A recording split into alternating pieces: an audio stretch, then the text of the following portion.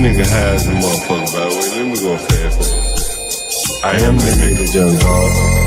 This high ass nigga. They don't dance no more. It's all about the lean. Back in the day, crack was jumping on the scene. Now they slumped on the sidewalk. Can't talk. Golden era baby, but we still feel the rock. They used to be kings, now they lost in the scheme. Popping them bottles, throwing money, living dreams. Now they zoned out and mumbling, fumbling. No rhythm in the city, the whole shit crumbling. They used to rock the house, they was riding through the streets. Remember there was dancing, sliding to the beat. Now it's poison in their veins, ain't no pulse on the street. Guess it's over now, they accepted defeat. Back in the day, the rock had a violent free. Different story now, they got no energy. New drugs got them slow with the hit unload. Out close and they don't dance no more. Block used to be jumping, type shit they was on. Now it's lights out, guess the thrill is gone. I am the nigga, young dog. I bring it to your rough, rugged, and raw, nigga. They don't dance no more, it's all about the codeine. Back in the day, they was rocking on the scene. Even dancing in the rain. Now they nodding off. Shit just don't hit the same. I am the nigga, young dog. Yeah. Hello? Hello, Mr. Dog. Yeah. Hi, you the urban landlord. Like that. Politicians and Wall Street and all that stuff, they do have a big influence over New York, but nobody's as influential as the landlords. People own these buildings, they are gods. They tell you when you can live. They tell you when you can breathe. They tell you when you can pee. I mean, they run, and New York is a conglomerate of properties. Big buildings. Yeah. And they got power. They control Wall Street. They really are gods. Yeah. And then developers come in, they got plenty of money, they got the banks, then they buy the politicians, they get the land, they do what they want to do. All these rent control laws, all 50, yeah. Montgomery talking about he gonna freeze rent. He better watch himself. Yeah, if you worry about safety, I mean, I live in Southeast. I never had a problem. But I'm sorry, say that again? You're a man, so that's different. Well, there are women that live over here, so, there's the same. But, I guess on the whole, Northwest is probably safer than Southeast.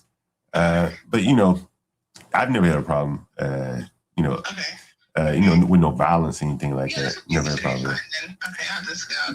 But if you're trying to, save money, Southeast may be a little bit cheaper. Again, I've never had a problem, but I can't do it no more. Oh, you live in a hotel right now? What hotel? Yes. Over there on New York Avenue? I'm in Laurel. Oh, wait. Oh, yeah. I just paid $150 today for a diamond room. For how much? For what room?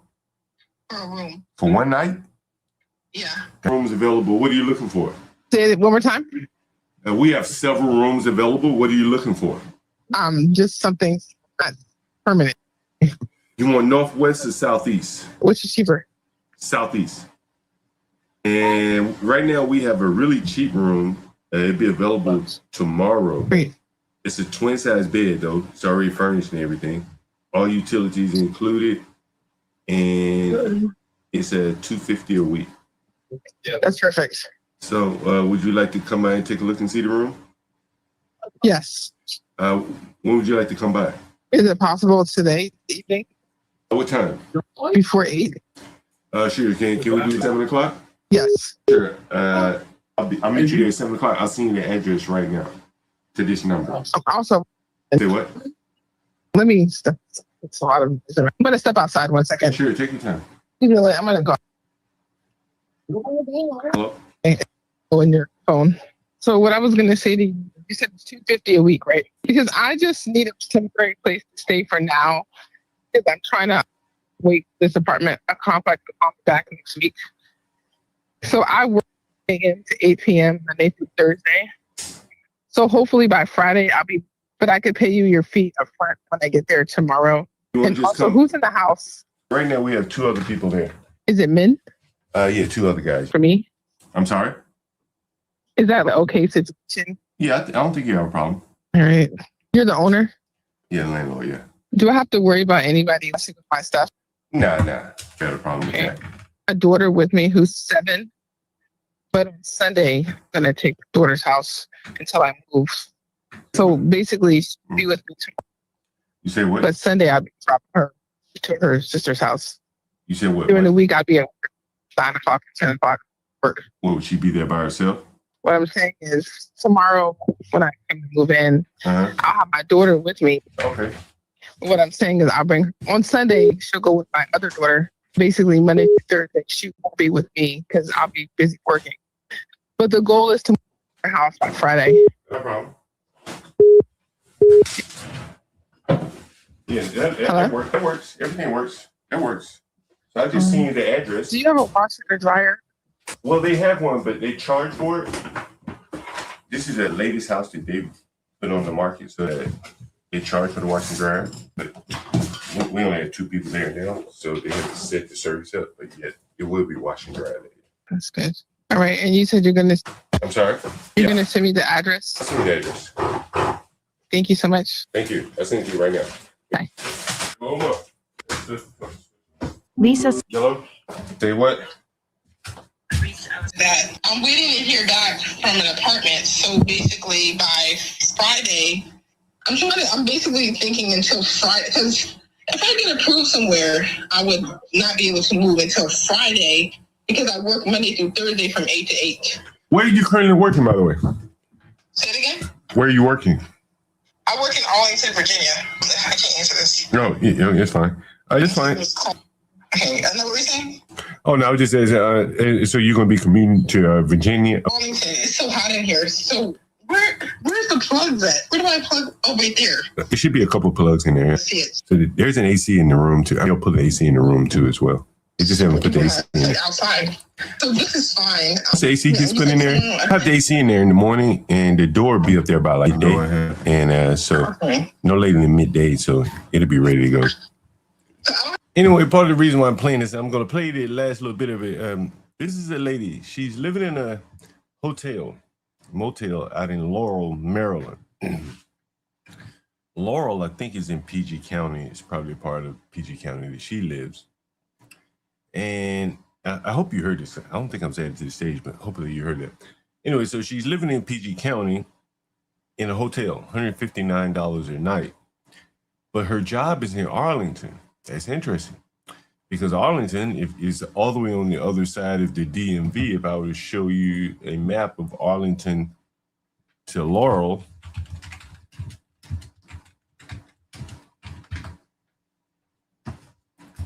and you would see that is a 41-minute, 26-mile drive. You can see that right here. This is a very long way for this lady to commute, and she's paying $150 in a hotel. So she wants to get into the city, but what is she concerned about? She's concerned about safety.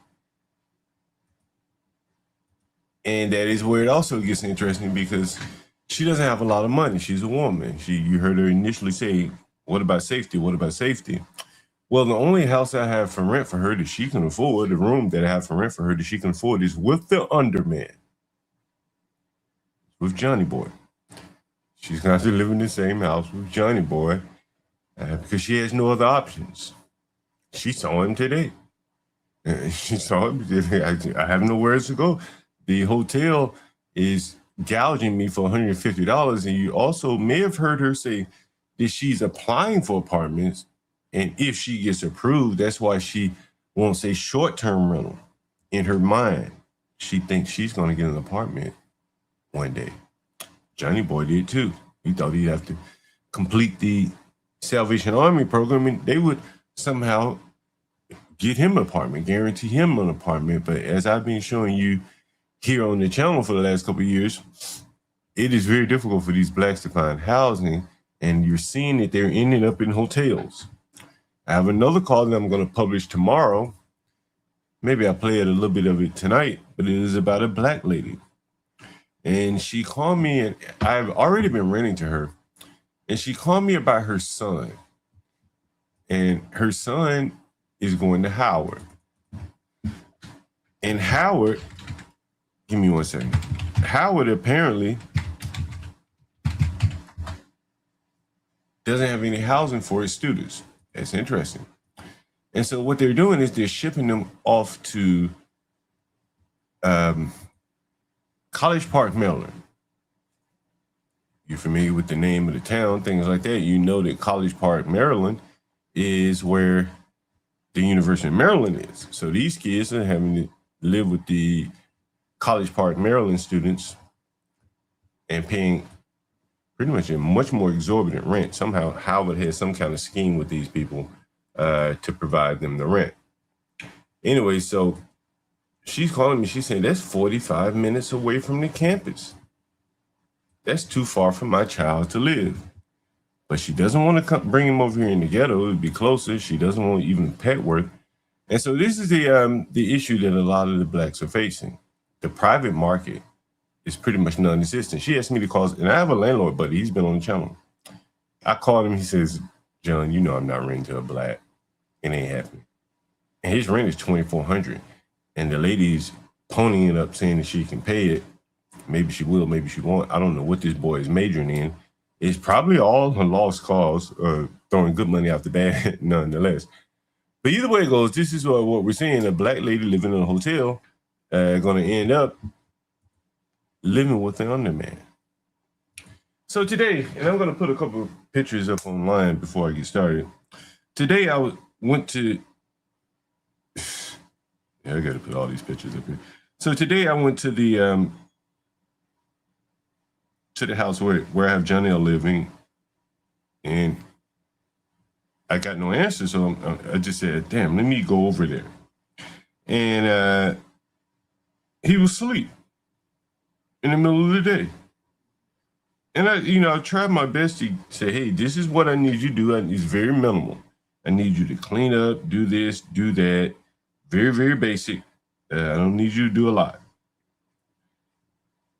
Just keep the house clean and be my eyes and ears at the house.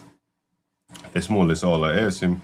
And so here's some of the things. And now I realize why the Salvation Army, they have to have a tight rein on these people, unfortunately, the underman. And part of the reason why I say this is because I think he's beaten.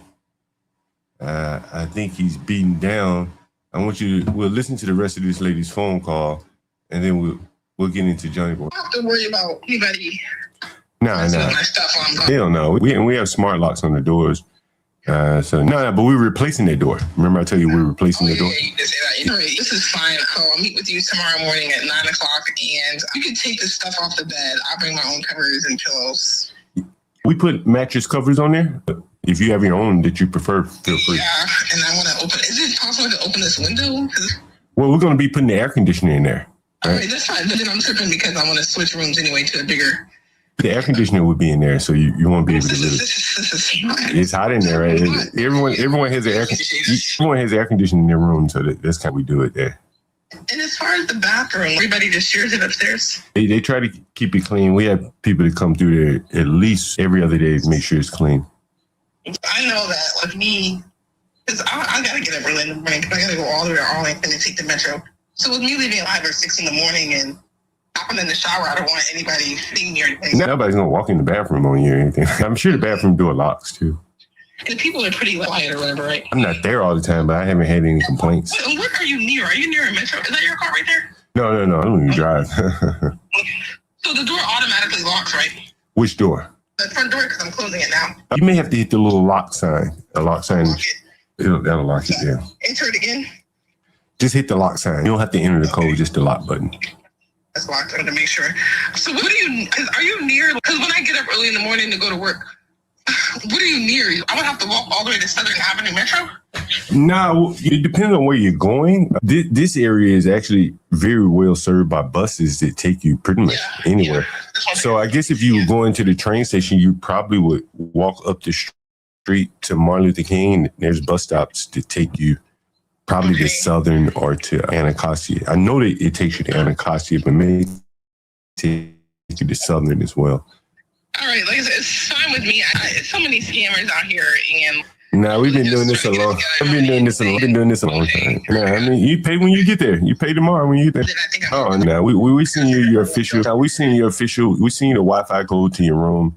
and everything like that. The only thing I haven't mentioned, I forgot to mention, is there's a one-time activation fee for your code. You get to pick your own code for the front door and for your bedroom. It's four digits. It's up to you. Choose what you like. They charge for that. That's the only. That's $75. So one of the things you may have caught there, if you're listening, is I've raised the rate from $50 to $75. I charge more now. I have to squeeze these people because you have to realize what's probably coming with a mayor like Janice George, who's going to follow in the model of Mondami. You got to get everything you can, and she's going to more or less say that in this call. Only fee they charge. There's no moving fees. I'm gonna just have to stick to the small room and pay that, because that's basically almost $100 for the bigger rooms. And you see what she's saying here is that the fees and everything, as they go from room to room, as they try to move up in life, the fees, and this is partly what the government has a difficult time regulating. This is what will beat them down. You're hearing it live right here. It's the making of the Underwoman. I'd rather just pay that. And if you switch into another room, they may waive the fee if you're switching to another room. But they do have to charge. They do, because they incur fees. So it costs them. So, but that's not, you don't charge deposits or moving fees or credit checks and all that kind of stuff. You said they don't? No, they do not. It doesn't even make sense to me for a room. Right? Most people charge at least a deposit. Most people at least check credit. You know what I'm saying? The economy is so bad. People try to snatch every damn dollar. Like, come on, Jesus Christ. Yeah. Anyways, I really appreciate this. I'm not from DC. I'm from Virginia. It's just. What part of Virginia? What part? Oh shit, that's basically DC. It's not the same as DC. That's one thing. That's true. It's different. It's definitely different from DC. Indeed. Pluses and minuses. That's for sure. I'll call you tomorrow morning at 8:30, and I'll be here at 9 o'clock. What type of work? And here's an interesting question that I have heard. You've heard me ask these black people all the time. Like, what type of work do you do? I'm just curious. And here's what she's going to say. What are you doing out in Virginia? I'm a personal care assistant. It's basically, it's all a different thing. So in Virginia, it's called personal care assistant. And then in DC, they have home health aide. And then in Maryland, it's CNA. I'm at PCA for Virginia. Oh, they probably keep you busy there. I take care of one guy. He's deaf and he's blind, and he's 96 years old. Wow. African-American family, I'm grateful, but trust me, I definitely work hard for my money. We all do. Most people do. All right, see you tomorrow morning. Thank you so much again. Bye. Because at the end of the day, Yeah, if you were anyway, safe. And so anyway, so that was it. That was that lady right there. Oh, I got a video. That was that lady who she was calling today. She's very in dire need of housing, and she's gonna have to go live with the underman. And so again, it brought me back to Janelle. I looked at him today. I'm very skeptical that it's gonna work. I don't know if my assistance can be of any help to him. Again, this morning, so I went to the house. I'll show my Twitter stream in no particular order, and I'll get to Janelle in my Twitter stream. So I get to the house, and again, he's asleep, and I say, hey man, all I need you to do is, just form a little routine. Get up in the morning, sweep up, mop the floor, clean up the bathroom. Very simple. Very, very, very simple. And I don't think he's able to perform those tasks. I think partly he has some mental illness. He's already mentioned that. But then he also has some depression. And I think the depression is what's leading him to sleep quite a bit. And so today I went by the house. And again, this is some of the things we'll get to them. I'll show you.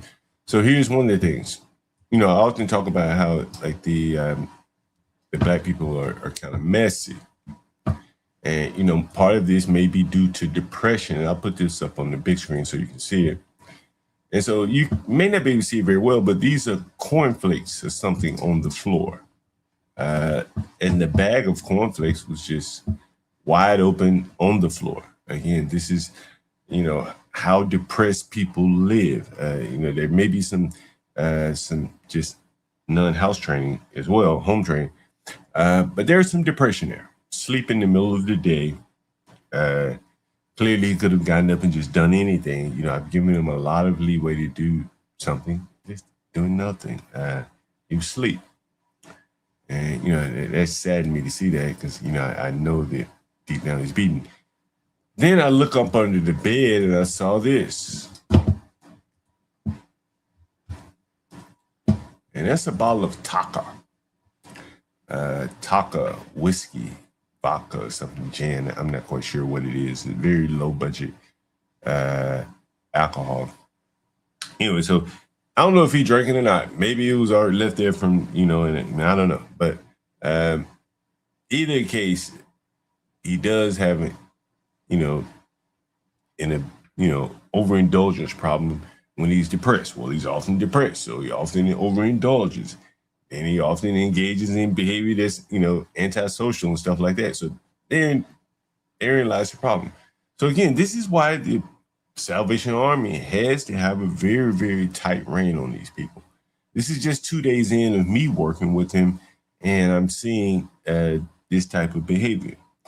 I think he's given up, to be quite honest with you. One of the things he said, or maybe he hasn't given up, one of the things he said to me was, it was more or less like a concern about the outsider, the external forces. Like, I should be in a better position. I should have more than where I shouldn't be in this position. Well, yes, you should. You know, this is where Be Brave's tough talk comes. You should be here. If you get out of it, that's really up to you as well. You know, I can't say if he's an alcoholic. You know, I don't know. I don't know if he's an alcoholic. Now, people say I'm an alcoholic. I don't know. But you can function being an alcoholic. You can function being a drug addict, depending on how bad it is. But alcoholism fueled by depression is another thing. And I think that, and then when you lop on, you know, a mental illness, mental disability, stuff like that, you're really going to have some really serious problems. I mean, forming habits again. You know, I told him yesterday, I tried my best to impress upon him. Hey, man, just stay busy. Just mop, sweep, clean up. There's always something to do. But again, you see his room, and this is the shape of his room from someone giving him a free room. And I didn't get the corn chips bag or the cornflakes bag, but the bag was just on the ground, on the floor. It was wide open, a big bag of cornflakes on the floor. You can see some of them wasted there. And so, you know, I'm trying to extrapolate this to the wider market. And I'm saying, like, I just don't see a place for him in the mainstream economy. You know, I'm more or less his only lifeline from the standpoint of being able to provide him some stability. I mean, other than an institution like the Salvation Army, I don't think there is an ecosystem down on the ground, you know, robust enough to service him. And so what does that mean? I think that at this point, the agencies that have to deal with people like that, let's say the Salvation Armies, I think they've been corrupted in a way because there's so much money dealing with these people. You've heard him say that they also house the Latinos, and the Latinos are using it more or less for a safe haven. The Blacks are using it for more or less housing. So the agency has kind of separate missions depending on who's entering the organization. And I don't think that they can properly serve people like him. I mean, they can lock him down. They can, you know, give him some structure while he's there. But I'm not quite sure if he can be trained up to work for anyone. That's just my thought with the Underman. Him, Janelle being a representative of that, the intelligence is not there to overcome any kind of addiction. I think you'd have to have some form of intelligence. The discipline is not there. You know, today we were making up a bed, and you know, I kept like repeating the word. You have to be meticulous. You have to be meticulous. So I said, hey, here are the sheets, make up the bed. I come back and I take a look at him. He's make up the bed. It's taking him a long time. And I realized, like, damn, he may have never been taught how to make up a bed. It's quite possible. I know his mother. Is it possible that he was never taught how to make up a bed? Possibly. And so these are the things that you show you how much of a deficit that he's at, that he faces. Just no home training, no like just no skills of any sort, no intellectual ability to overcome some of his other flaws. And so I'm not quite sure if he's even going to. I'm not quite sure how long it's going to last. I'll say that. And the reason why I say is because all day today is almost like that TV show Gridlock, the movie. I think it was a movie Gridlock. I would agree with you, MFB. The movie Gridlock, where you spend most of your time contacting government agencies, trying to get this service, trying to get that service. You're locked out of this one, you're locked out of that one. And I think that's how he spent, he spent the bulk of his productive hours trying to get his ID, trying to get his food stamp card. These type of things, I think, torment the underman. And I think the Salvation Army offers these people a lot of stability. Out on the streets by himself, he has to do all of these things alone for himself. And to be quite frank with you, I don't think he has the ability to live a life, an independent life. And, it's very unfortunate that, this is just my observation after, Tupac Gridlock. This is just my observation after 2 days. So if anyone want to come up, I see you, MFB, you've been through some similar issues, but I think in your situation, clearly you had the intellect on your side. And I also think that, you had some family backing that would have also supported you. I don't think he has that. You've heard him say on the stream, his uncle offered him a place to live, drove him to the Salvation Army and dropped him off. And so, it's very unfortunate as he's a fairly young man to be out here with not much going for himself and knowing that there really isn't much friends, family that he can really rely on. What's his disability? I think he is dyslexic, among other things. If I'm not mistaken, and he could correct me if I'm wrong, so it's either him or his brother, one of the two. He was at a swing, like a playground swing set, and he fell off the swing and broke his nose. His mother was high on drugs at the time, and the boy damn near bled to death. His nose broken, no one to take him to the hospital. And so at that point, she lost custody of him. This must have been, he was like, 8 or 9 years old. And so that's part of the issue there. I remember him. And so you may wonder, well, what about the father? I don't know how his father had a baby by that woman. She's a very crazy woman, very crazy. And, but a nice lady, but crazy. And I remember him telling me that he went to child support court. I think it may have been the first time he saw his father in a long time, or maybe ever. And he asked his father for his phone number. And the father gave him a wrong number. Right there in the courtroom. And this was for child support issues, I think, at the time. So this is a little bit of young boys. So this is the kind of psychological trauma I think that he's going through, coupled with, inherent disabilities, in disabilities, if you want to call it that. So he's got a lot of trouble. And you're right, intelligence doesn't necessarily dictate a person's desire to get well. I think the will to live is something to live for. And again, I agree with you. But it's kind of the underman. Like, you start to look at things, and particularly if you internalize the pressures on you, what you should have had, what you should have accomplished, where you should be in life. And these are some of the things that he expressed to me, kind of in frustration. And I'm like, hey, man, get yourself together, man. Hey, I need this house cleaned up. And he's saying, I've been riding around on the trains, living in homeless shelters. I guess he just needs some recuperation time. But again, that's a lot of trauma that he's suffered that I don't think he can overcome that.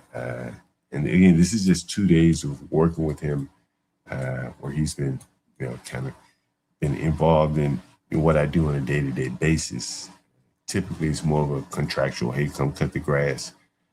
But yeah, it's very disappointing to see. I don't think he has the wit and maybe not even the will to do much better in the situation that he's in.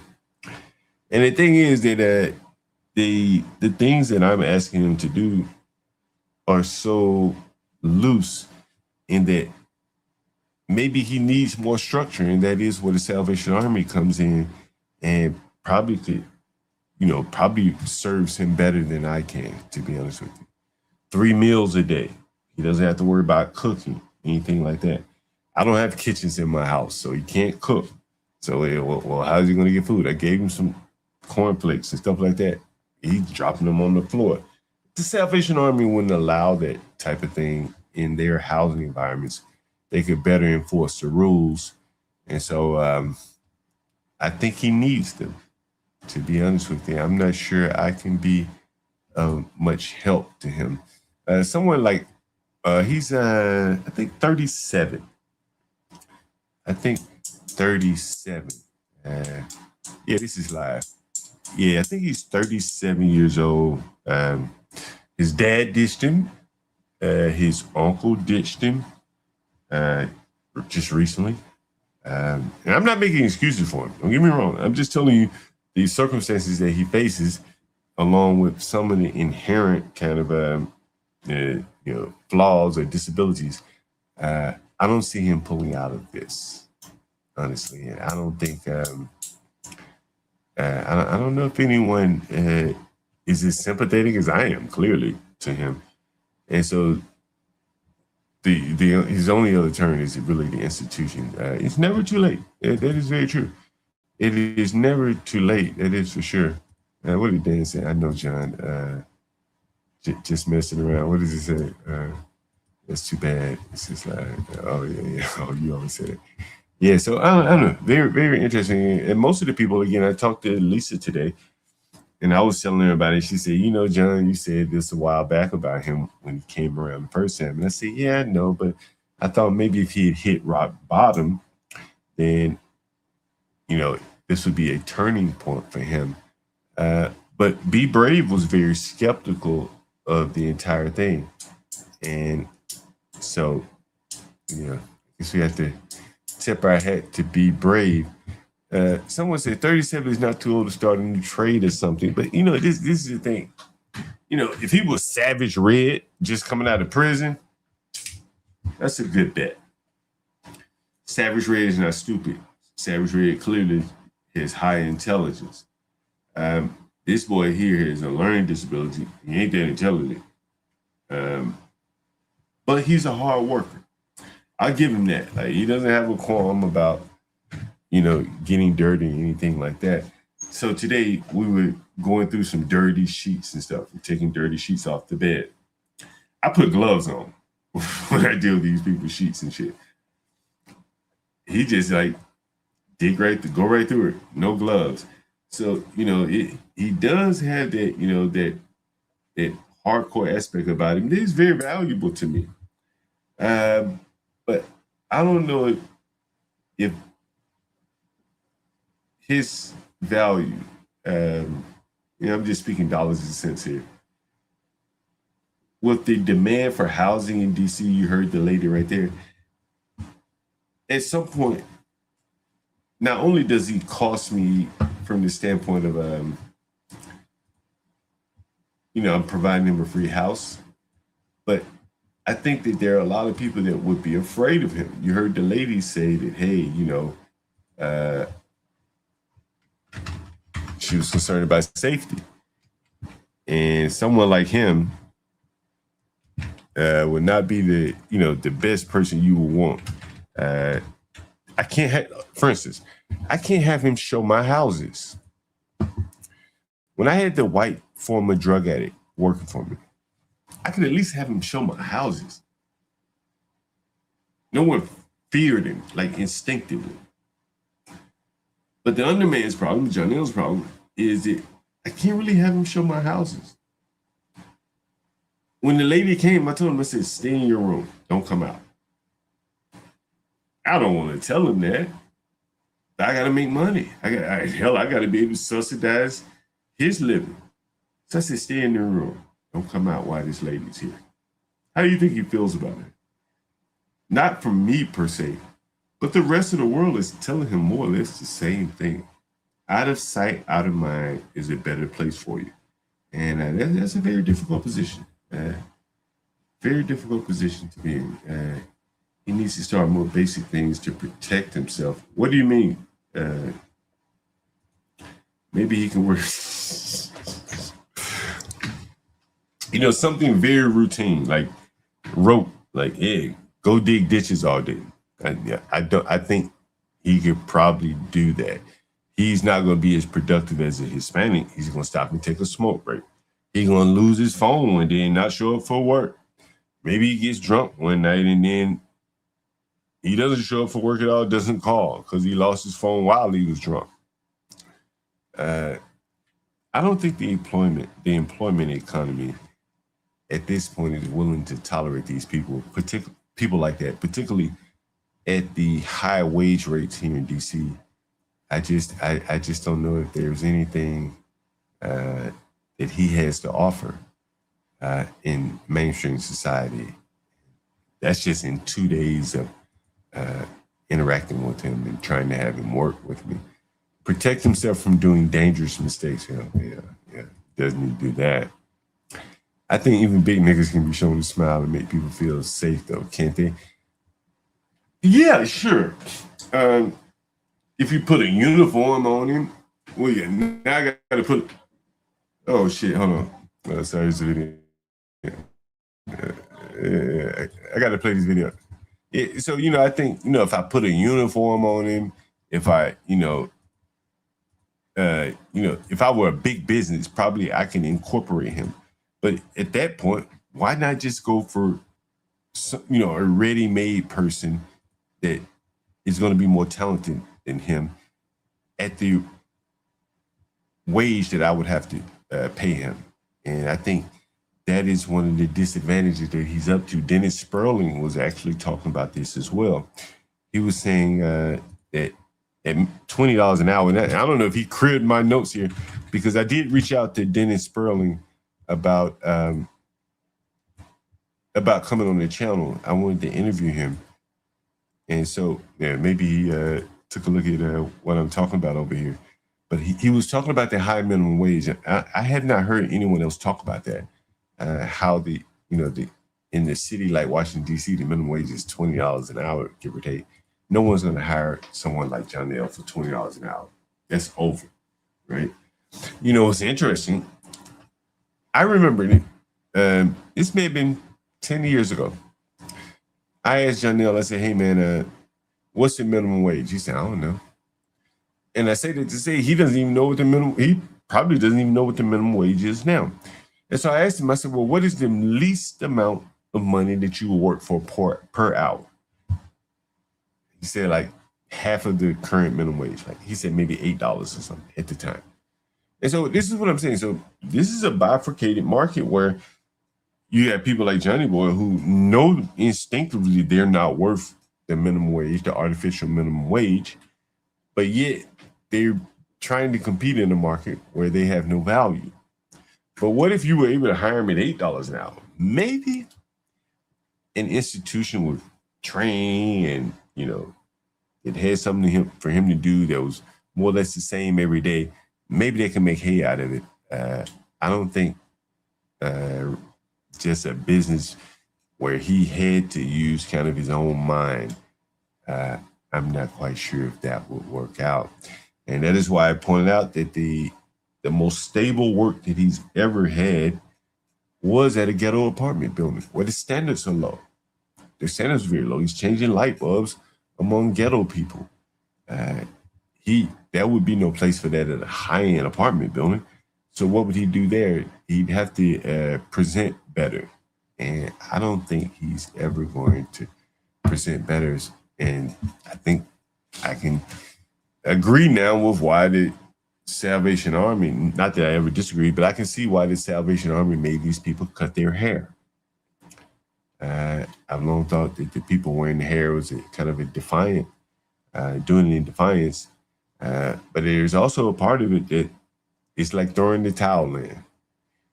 We covered the black lady who says she just wants someone to tell her when to give up, when to throw the towel in. She doesn't want to throw the towel in herself. And I think Johnny Boy is somewhat in that situation where,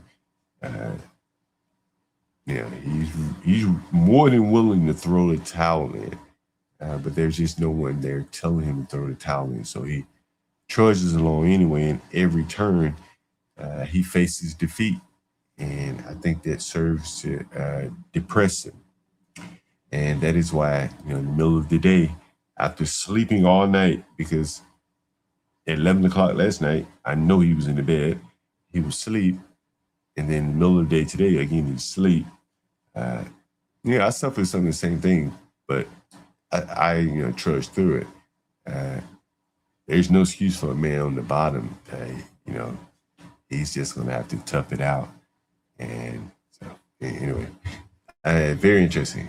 I'm going to go through some of your guys' comments. If he doesn't have the will or self-worth to try and complete anything, then how do you give him self-worth? Because his parents took all the self-worth. Oh, man. I think you can, if he has it, I think he has the will.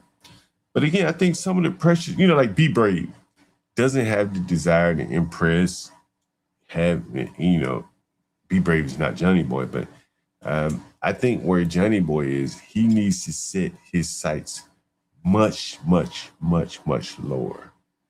And frankly, this very well could be the best he can do. He's tried to work at grocery stores, Whole Foods, didn't work out. They had to fire him for probably a multitude of reasons, but one of them in particular was he couldn't separate the organic from the non-organic fruits and vegetables. So he ended up being, a problem for the business. Attitude may have been good, but the ability to work, to follow simple instructions, he could not do that. So he could be a greeter. Yeah. But I think if I had my choice of greeters, he wouldn't be my first choice. How about that? Right? What if a greeter, greeter should have some other talents? Hey, where is this located? Help me get a grocery cart. I'm not sure if he can. I think he's better at straight line tasks, not out of the box things. That's my thought. I think he needs micromanaging down to a level where it doesn't fit in the private sector. I don't think the private sector can tolerate micromanaging someone. Yeah, he's cool to hang out with. Again, he serves his purpose. If I need to kick someone out or clean up a dirty apartment, he comes right through. If I need to paint or something, one-off type of activities, I think, he's perfect. But the problem is that integrating him into a house with other people where, he has some serious mental issues. You heard the lady earlier, that's why I played the call. She was most concerned by safety. He doesn't look safe, right, to a woman. He looks very unsafe. He's unshaven, unkempt. He probably doesn't have the best hygiene. He's clothes at the Salvation Army. So clearly he's not changing clothes every day. And so these type of things. Would you want to use the same shower as him? Look at someone like him. So these type of things, I think, serve to really, really put him behind the 8 ball. And, I think maybe he's instinctive. He knows these things like the Underman, and he's internalizing it, and that is what leads to the depression. Anyway, very interesting. He probably knew he would fail you, John. That's why he tries to avoid committing to your program and always looks elsewhere. Yeah. I could kind of see some of that in him today. That, you know, I kind of was a little rough on him. Like, yo, I don't have time to play games with you. I can't overlook, be your overseer. I shouldn't have to come here if you're here. And, one of the instances was I had to show a room to a lady. And I'm like, can you at least make sure the room is ready to show to the lady? I already knew it was ready, but I just wanted to do a double check. And, I just tell him, like, yo, I don't want you to even be seen. And so, those type of things. Anyway, you can't have clients. Yeah, not a woman, not that woman. I don't think she would be willing to rent if she knew he was going to be in the house with her. Now, once she's in there, she may say, well, he seems okay. He's not bothering anyone.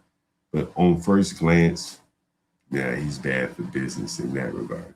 And the sad part is, you all remember the drug-addled white boy, the white guy that used to work for me. He clearly had been zapped by the drugs. But he spoke pretty well. He was very skilled. He wasn't employable. But in one-off jobs, hey, build me some cabinets, do this, do that. He was very, very skilled. And so, although he couldn't find a job, or he probably didn't want to find a job, he had the skills to make as much money as he wanted. And, he was a white guy that didn't look intimidating. So those are the two different worlds that they float in. And the craziest part is, and this is very crazy, the white guy lives next door to Janelle. The white guy lives rent-free from the black lady who was cousins to the dead man. Let that sink in. Let that sink in. The dead man, remember the dead man who couldn't find a place to live? His cousin lives next door to Johnny Boy.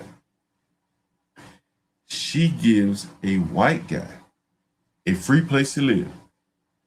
She wouldn't dare do that for Janelle. She wouldn't dare do that. But at the same time, the white guy has skills where he can trade off of her. And so that is, I think, where Janelle finds himself at a distinct disadvantage. He's bad for customer service. And, he just doesn't have the skills or the mental ability. He's got to have talent for snagging. That's the thing. I don't think he steals. He's not a thief. I can leave money in front of him. He's not going to steal it. He's not going to do that. He's not and he knows not to even drink my last beer. I don't have to tell him, hey, don't drink my last beer. I may tell him, but he knows not to drink my fucking last beer. So you can be around him and he's civil. He's not violent. He's not a Carmelo Anthony violent. But he just doesn't have, he doesn't, I don't think he has sufficient this to make it in America.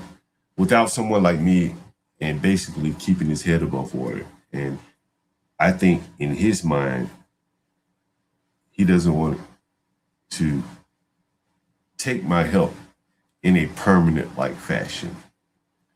If you heard the lady's phone call from earlier, she said, I don't want anything permanent. I'm trying to get an apartment. She still thinks or has hope that she's going to get an apartment. Maybe she will, maybe she won't. She's babysitting a 96-year-old client. The odds are, once that client passes, he will, she's going to realize that the job market is very, very difficult out here for a young black woman who behaves like or has the reputation of behaving like the Walmart woman that just shot someone for no good reason. And if someone says most greeters are older, yeah, and most greeters probably are going to show up for work every day. I don't think he has the capability to show up for work every day. Hell, I think he would, even if he had to show up every day, he would forget what time he had to be there one day. And he'd be there late, and they would fire him. So he can't do anything mission critical to a small company, medium-sized company. He can't be mission critical for me. I'm calling him, his phone's off. He can't keep his damn phone on. He may lose his phone while he's working for you. He go to sleep, get drunk, fall out on the train, whatever. Somebody steal his phone, whatever. I sent him to the store on my bike. He got my fucking bike stolen. So it's just not that meticulous. Dotting your I's, crossing your T's to where someone could hire him. Again, imagine if he worked somewhere. He was a bike courier. They provide him with a bike and he gets his bike stolen. Man, get out of here, man. I don't want to deal with you, bro. Like, you lost your means of income. How the hell does that work? You don't know what the minimum, well, you probably don't work for the minimum wage, but if you were at the bottom, you probably wouldn't know what the minimum wage is. Yeah. I mean, just imagine your uncle tells you, hey, man, I'll let you live with me. I'll take you to the Salvation Army. You get your things. I'll be out here waiting on you when you come out, and the uncle takes off, leaves you. It's the uncle. You heard him just the other day. He says, I have no one else left but you. He's 37. He can't make his own way. He doesn't have the wit. And he has family. He has brothers and sisters. The brothers are worse off than him. You met the brothers. The sister, she's doing pretty well for herself, relatively. She probably doesn't want to have anything to do with the rest of them. So that is where he finds himself. And that's not a very good position to be in as a young man, particularly a young black man, where there are very few people willing to even give you the benefit of the doubt. So anyway, interesting. Very interesting. This is what happens when you don't give yourself purpose. And, I think, some of this probably is so deeply rooted, you could lay some of the blame at his mother, clearly his father.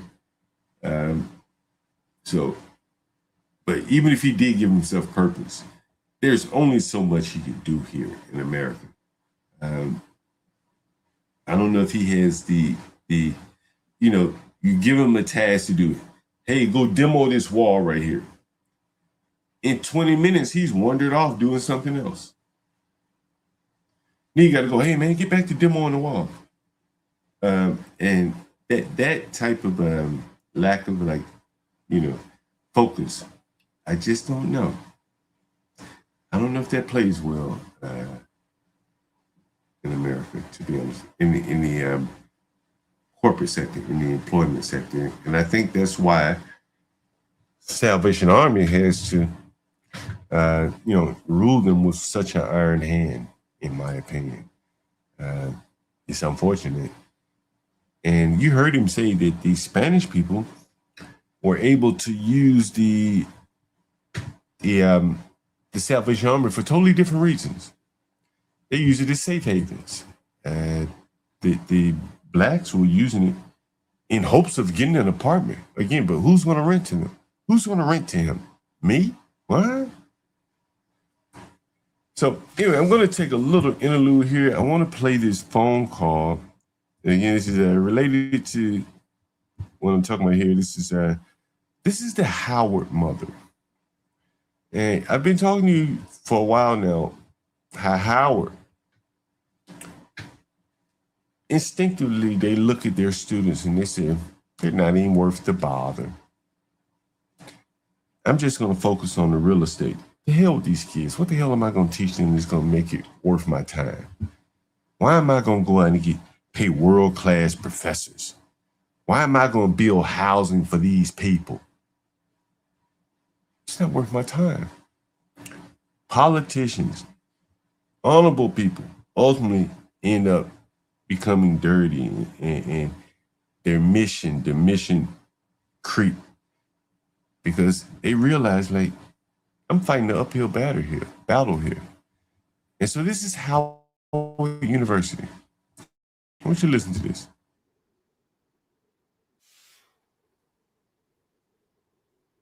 And Wall Street and all that stuff, they do have a big influence over Big building.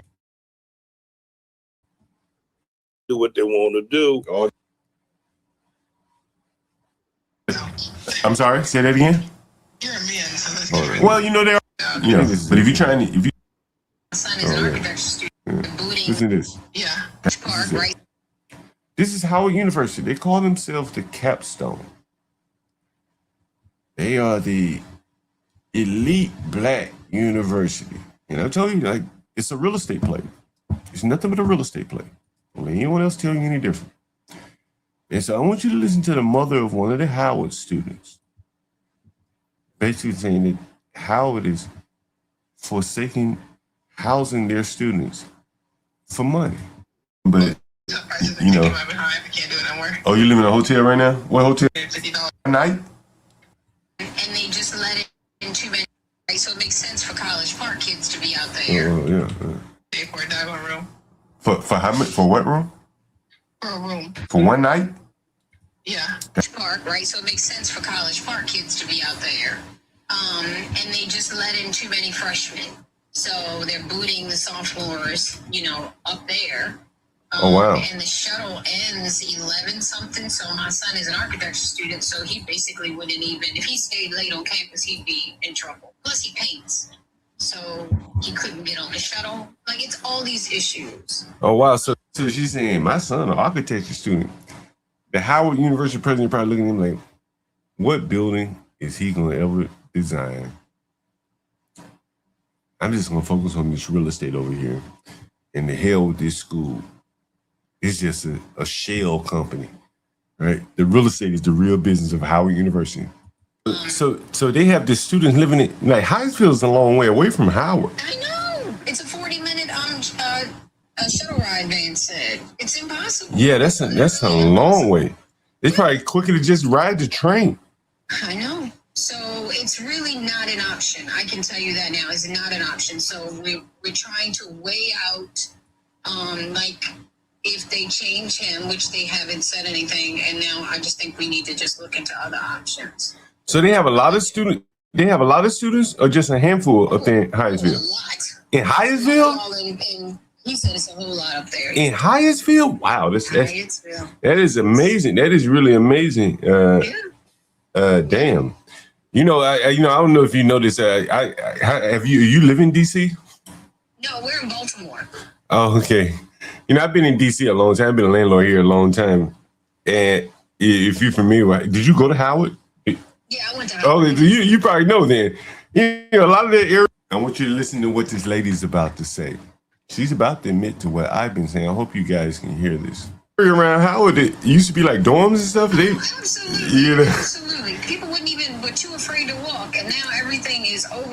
So what she just said was, back when Howard University had dorms and the area was black, people were what? Absolutely. You know? Absolutely. People were too afraid to walk, and now. Right? You heard that, right? So you said people were too afraid to walk around Howard. And I've shown you the two faces of DC. There's a video up on the channel where the lady says, I live in Pleasantville. I'm like, what the hell is that? She said, right around the corner from Howard. I'm like, oh, new neighborhood. And so here's the Howard lady. Everything is over expensive and people don't look like they used to look at it. She said they're not black anymore. Yeah, that's what she's saying. Look, and now everything is over expensive and people don't look like they used to look in that area. Yeah, it's basically, it seemed like they sold out their students, you know, for they do. Yeah, for commercial. Like, and now they're sending kids to high school. Shit, that's a long way. It's insanity, and it's the tuition is already high enough, and then to ask, you know, for them to live around campus is even even 1,900. That's a lot. If they squeeze two in a room, even not so much. But it's still a lot. Yeah, that's a lot. Still a lot. Yeah, that's a lot. Yeah. So yeah, if you could share my information or grab more information for us, because we're gonna have to make a decision in 30 days. They've got to be back by probably August 10th. Okay, yeah, I'll find out right now and I'll let you know. Okay, thank you so much. No problem. Yep. All right, bye-bye.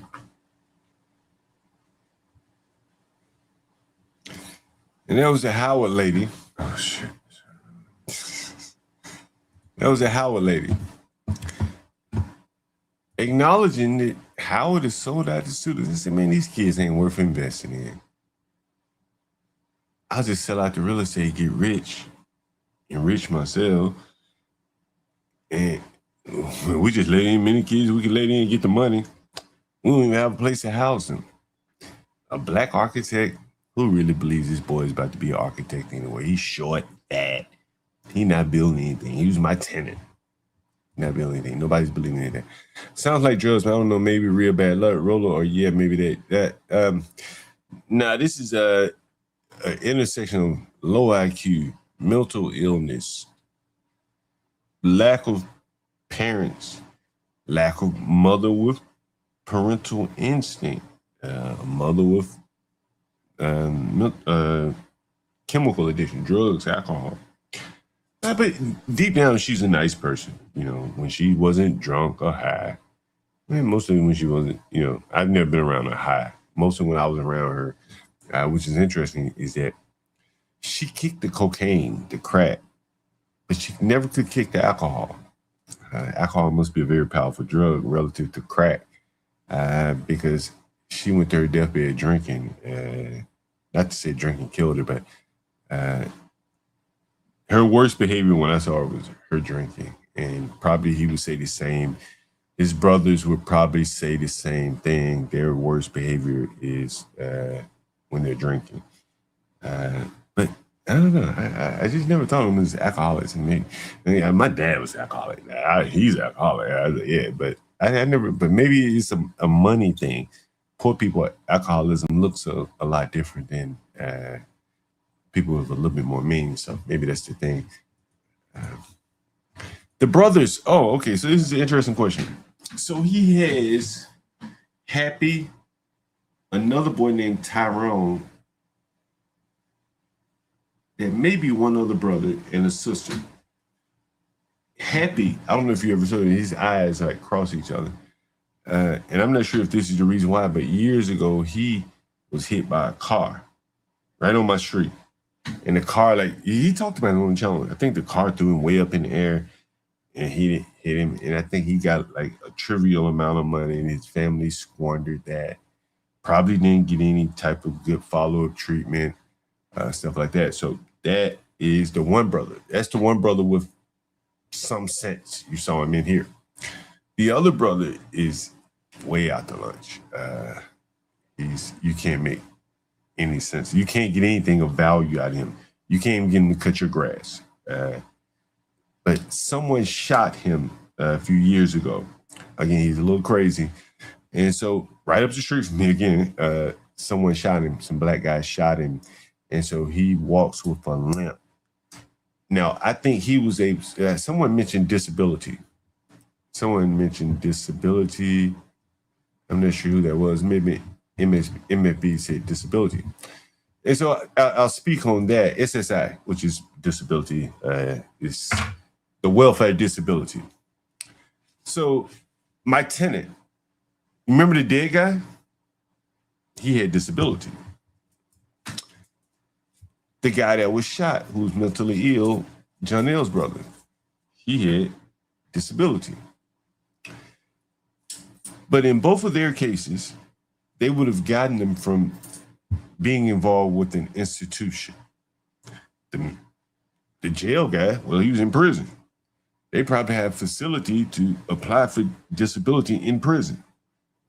Or when you get out of prison, DC government has so many organizations that will help you apply for disability if you've been a returning citizen, right? I bet you if I were to show that to you, you would see something like this: returning citizen DC. We just stop right here. Returning citizen DC program, right? And so what you see is that there is a mayor's office of returning citizens. And so if you have been successful enough to commit a crime and went to prison and got out, or just committed a crime, to where you can find yourself under the auspices of the mayor's office of returning citizen, they probably will help you get disability.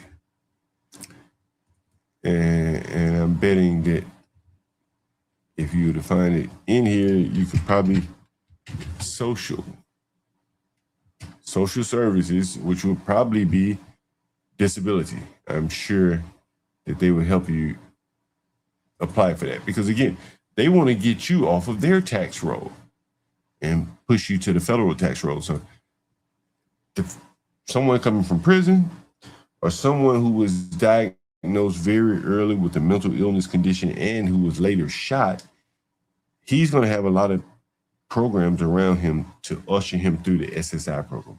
Johnny Boy is kind of on his own. That's probably why he was looking, or why he's so receptive to programs like the Salvation Army, because a lot of these programs in the ghetto will lure you with the option of getting SSI. That's the untold secret. He mentioned housing. He mentioned a job. But one of the other things that I'm sure when they do assessments, they know that they can't get everyone a job. So the others, they probably, I wouldn't doubt, help them apply for SSI. So yes, he should be getting SSI, but he just lacks the people around him, because it takes a while. It takes maybe 2 or 3 years. You have to provide the paperwork, substantiating whatever you're applying for SSI for. He would get it. He would definitely get it. But it's just a matter of him having someone, a mother or someone that knew the ins and outs, had the mental wherewithal to just go down there and apply. It would be, in DC, it's very, very easy. Anyway, he should be getting SSI. Yeah, probably little drugs up and down in the womb and out of the womb. brothers doing. Let's celebrate the 4th of July or White History Month all month long. Pretty best. Yeah, indeed. The underman may be an unavoidable result of a thriving society. Provided. That's interesting. That's an interesting statement that you make. Again, there is a lot of money to be made off of these people. The Salvation Armies of the world, they're not doing it strictly for their benevolence. They may benefit from others' benevolence, and that's how they make their money. You and me, I didn't know much about the Salvation Army until hearing his account.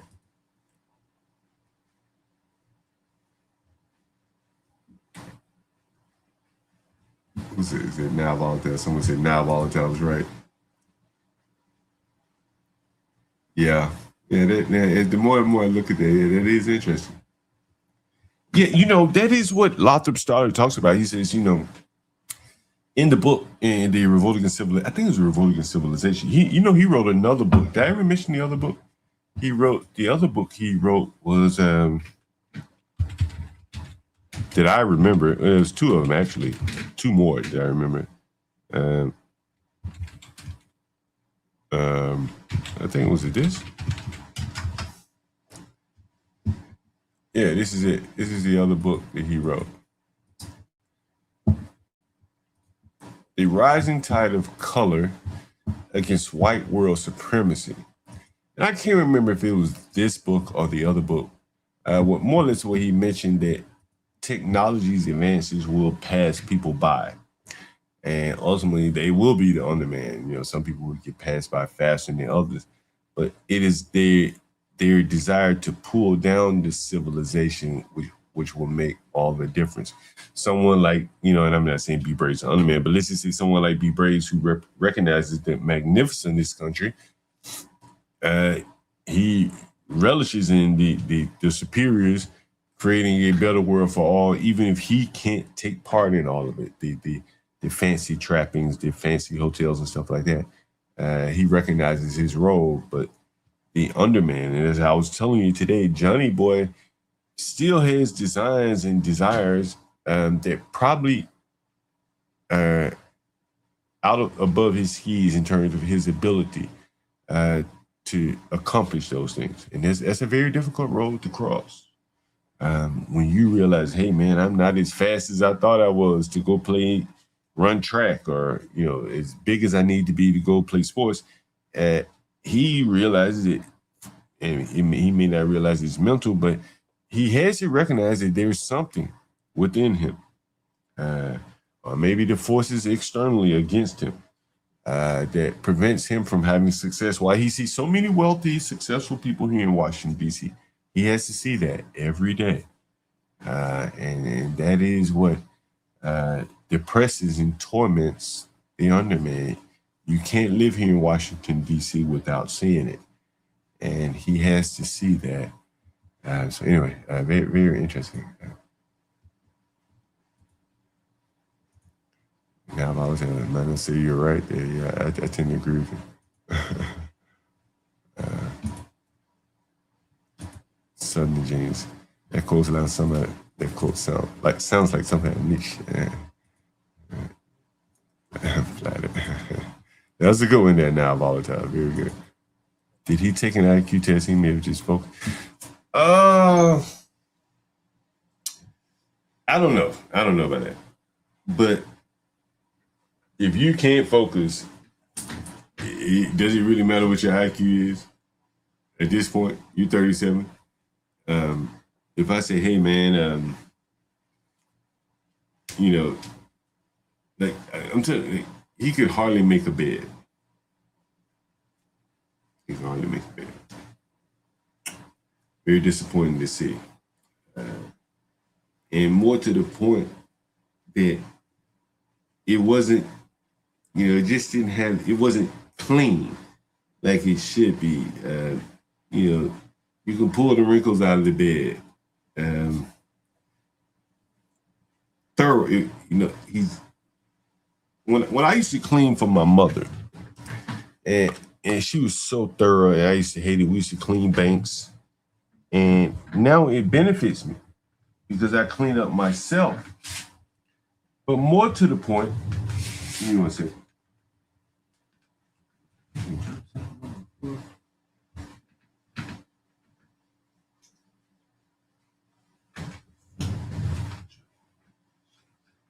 But more to the point, by the virtue of me cleaning up and having worked with her, I kind of, inherited the thoroughness of cleaning.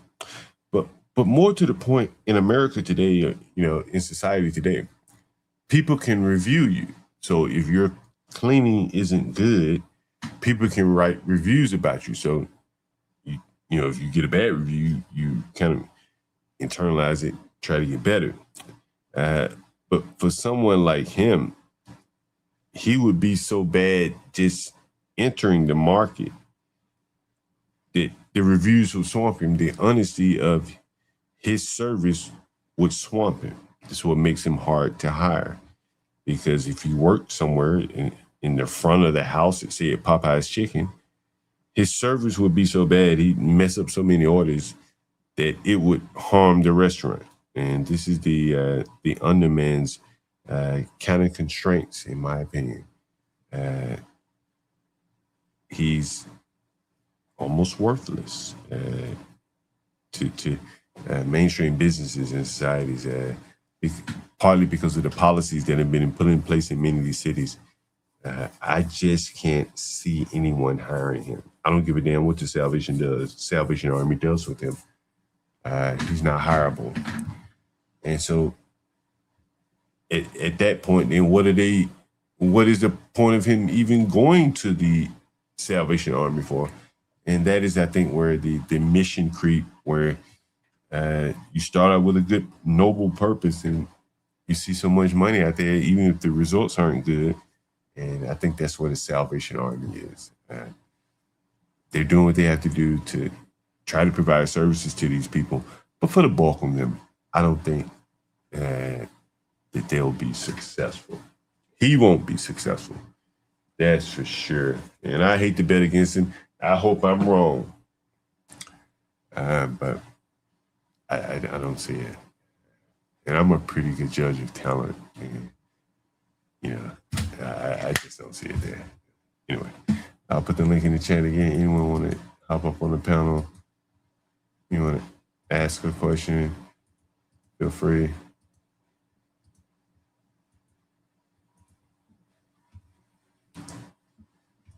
I'll go through the comments.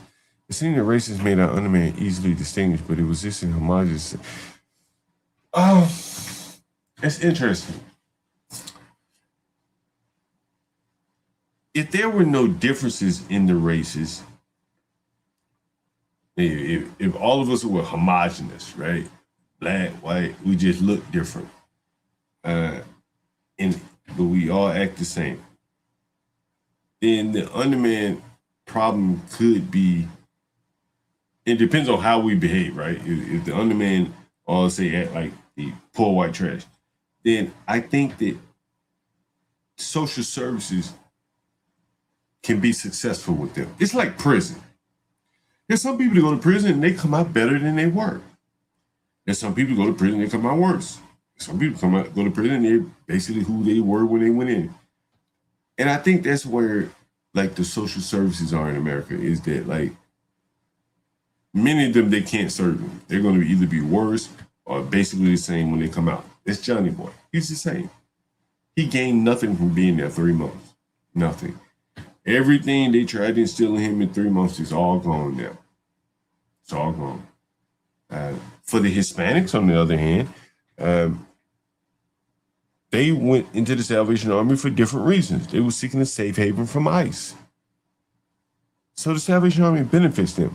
They're probably better off today than they were had they been deported to Mexico if there weren't a safe haven of Salvation Army. So for different people, you're seeing different results. And Salvation Army is serving a purpose based upon who you are when you come in. And I think that more or less determines the outcome at this point. They can't do much with the inputs to change the outputs. That's my thought. Yeah, your quote is definitely in his lane, but he had a couple of key differences. How do you pronounce it? Nishi? I always have a hard time pronouncing.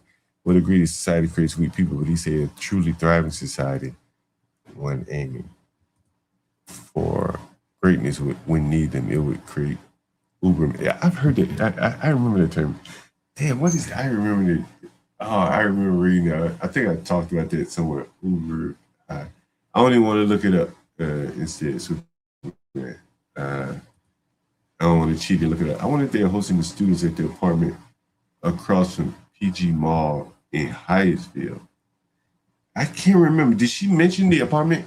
It's close. No, it's close to, well, I don't know how far that is from College Park, but she said that it's better for the College Park students because, it's in College Park. That's where they go to school.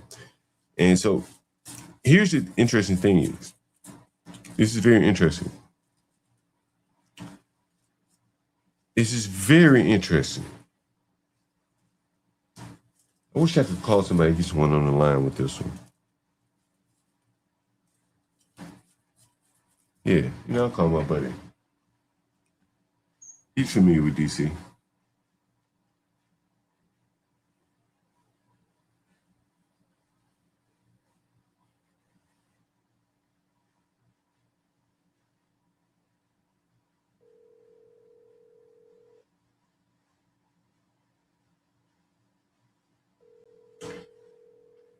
So one of the things that the lady was saying was,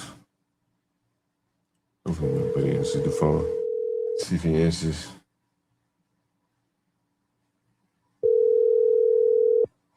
The person you have called is not available. So one of the things that the lady was saying, the Howard mother, is she was saying that her child would leave campus. I think you heard her say he would leave campus late at night. So she wants someplace close so that he can come home late at night safely. So she wants somewhere in close proximity to Howard. Well, that's very, very expensive. And so her son, he rides on one of those little stand-up scooters. And so here's the thing. He's probably 10 minutes, 15 minutes from Howard at best, from my house to Howard. But that's not close enough for him. He wants to be in walking distance. Who the hell does he think he is? Who in the hell does he think he is? Like, you think he at Georgetown or something? Like most of these blacks, their parents can't pay this kind of money to live in DC, and they're paying for their kids to go to school. A nigger architect? Fuck out of here, man. What's going on, CT? John, what's going on, man? I don't want to hold you up, man, but You know me. What's up? John, I was bad at paperwork when I had a when I was Me a too. when I was a 9 to 5er, Yeah, and you know, a lot of people, man, they go through the motion. You know, they go through getting yelled at and screamed at, and having meeting after meeting after meeting after meeting. You know, a lot of jobs will just keep you on. And yeah, John, I'm telling you, man, it's not in some of our nature, man. It's not like we don't have a brain for it. Yeah, yeah. I think, and listen, a lot of people don't want to admit this, man. But you're hitting it right on the nail, man. You're hitting it. Go ahead. CT. Let me ask you.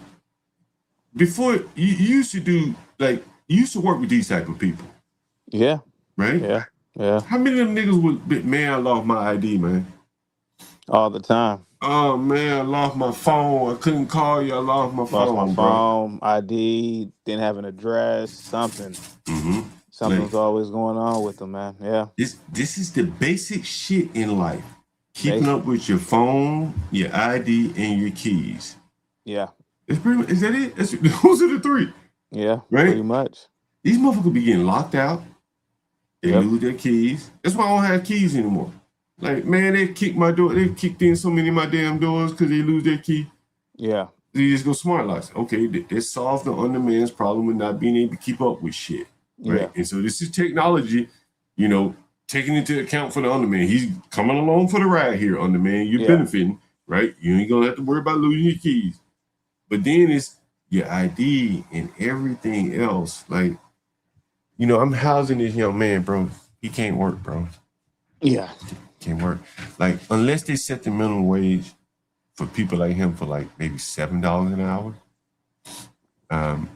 And there are specific things that I think he could do. But it's not on a permanent basis. Yeah, he's Like, supposed he to can't be get a job. Yeah, he's supposed to be really a sharecropper for the most part. Yeah. Like something like, he's supposed to be in the fields working. Yeah. You wake him up in the morning. You know what we about to do. Yeah.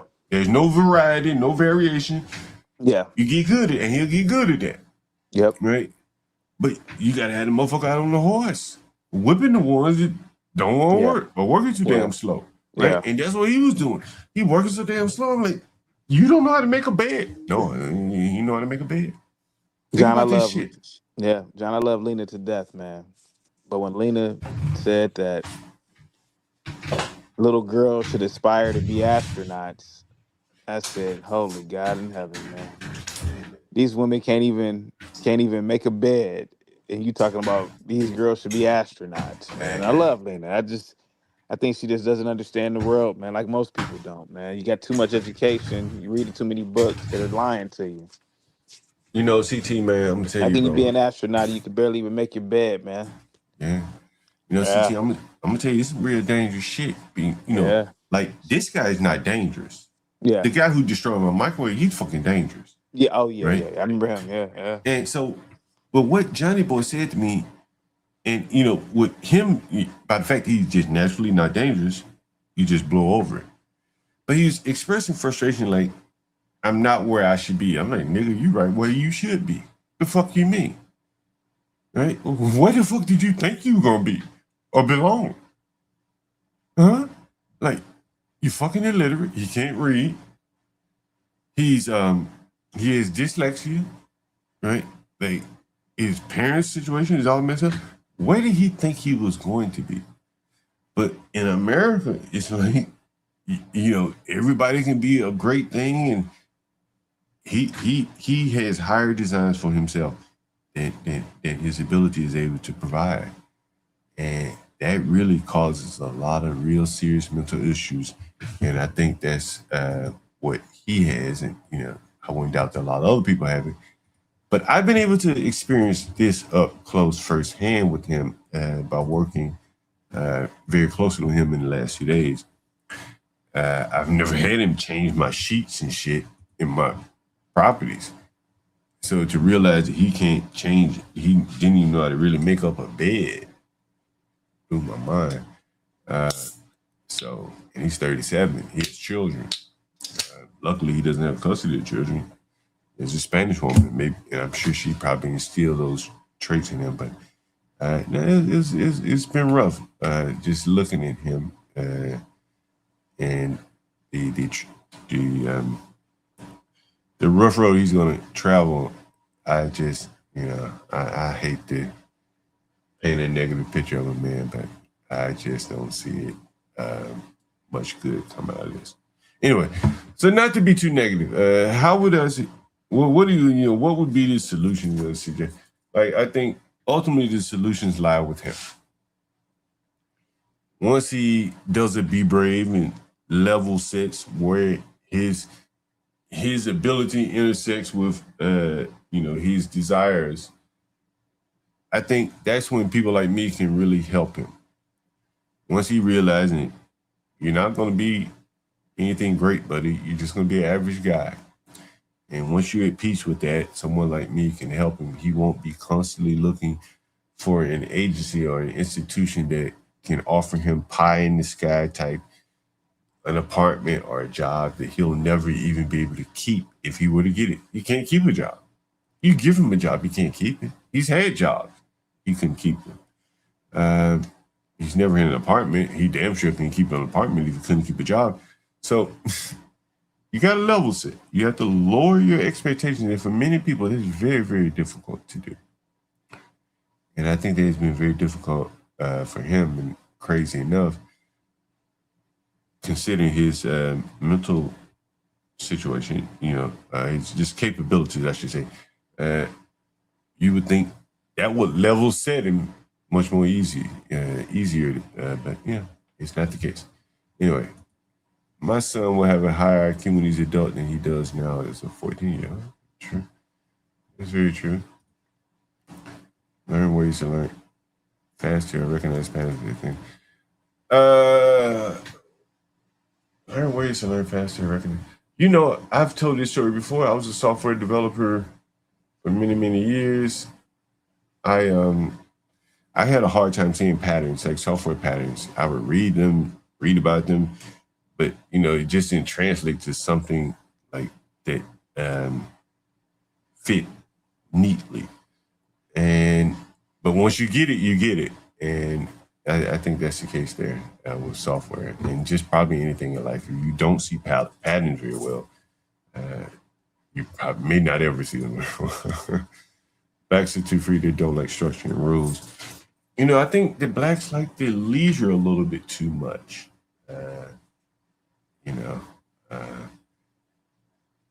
He should be up working. I wonder what he's doing now. Maybe I should call him and see what he's doing. They're teaching actual IQ test. LeBron going to Charlotte. I don't really follow basketball like that.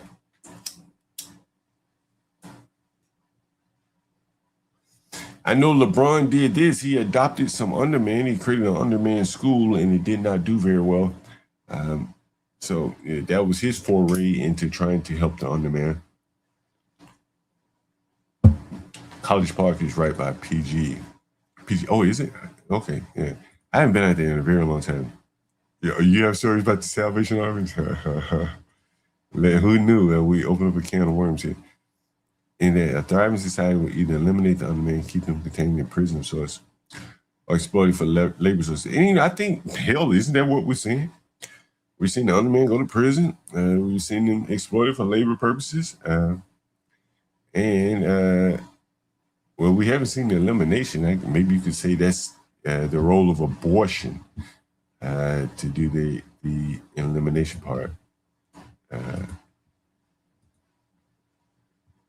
Those fields would be bad. I can't pronounce their name. Yugoslav students got creative problem solve training. Result plus IQ points versus control group. The effect was bigger on fluid intelligence or raw problem. I don't know. I think, you can get trained on something,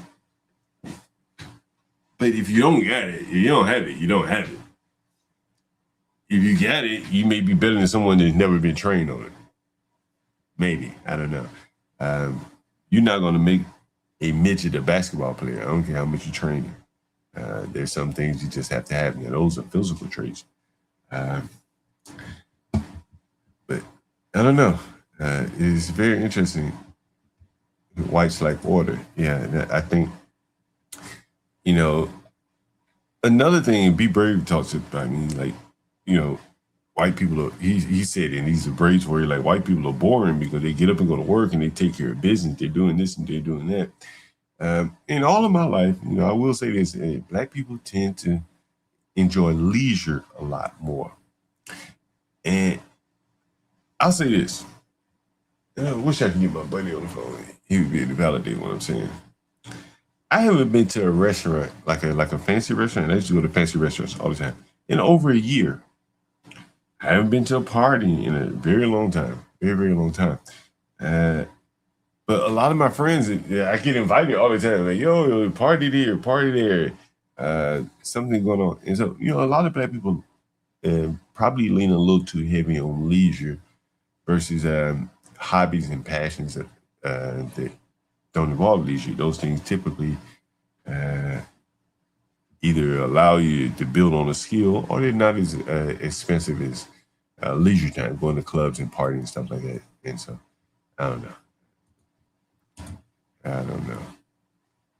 I've seen too much to say otherwise it fits in with what I see socially. I think you can increase your IQ test score, but it's not going to change your ability. Yeah, I agree with that. All the schooling in the world is not going to make you be more logical in your everyday interactions. Maybe when you're sitting down taking a test, perfect. But as I said, life is an IQ test, and the people like Carmelo Anthony, the people like the lady that shot the man in the Walmart parking lot, does it really matter what their IQ score was on a test? They failed it out here.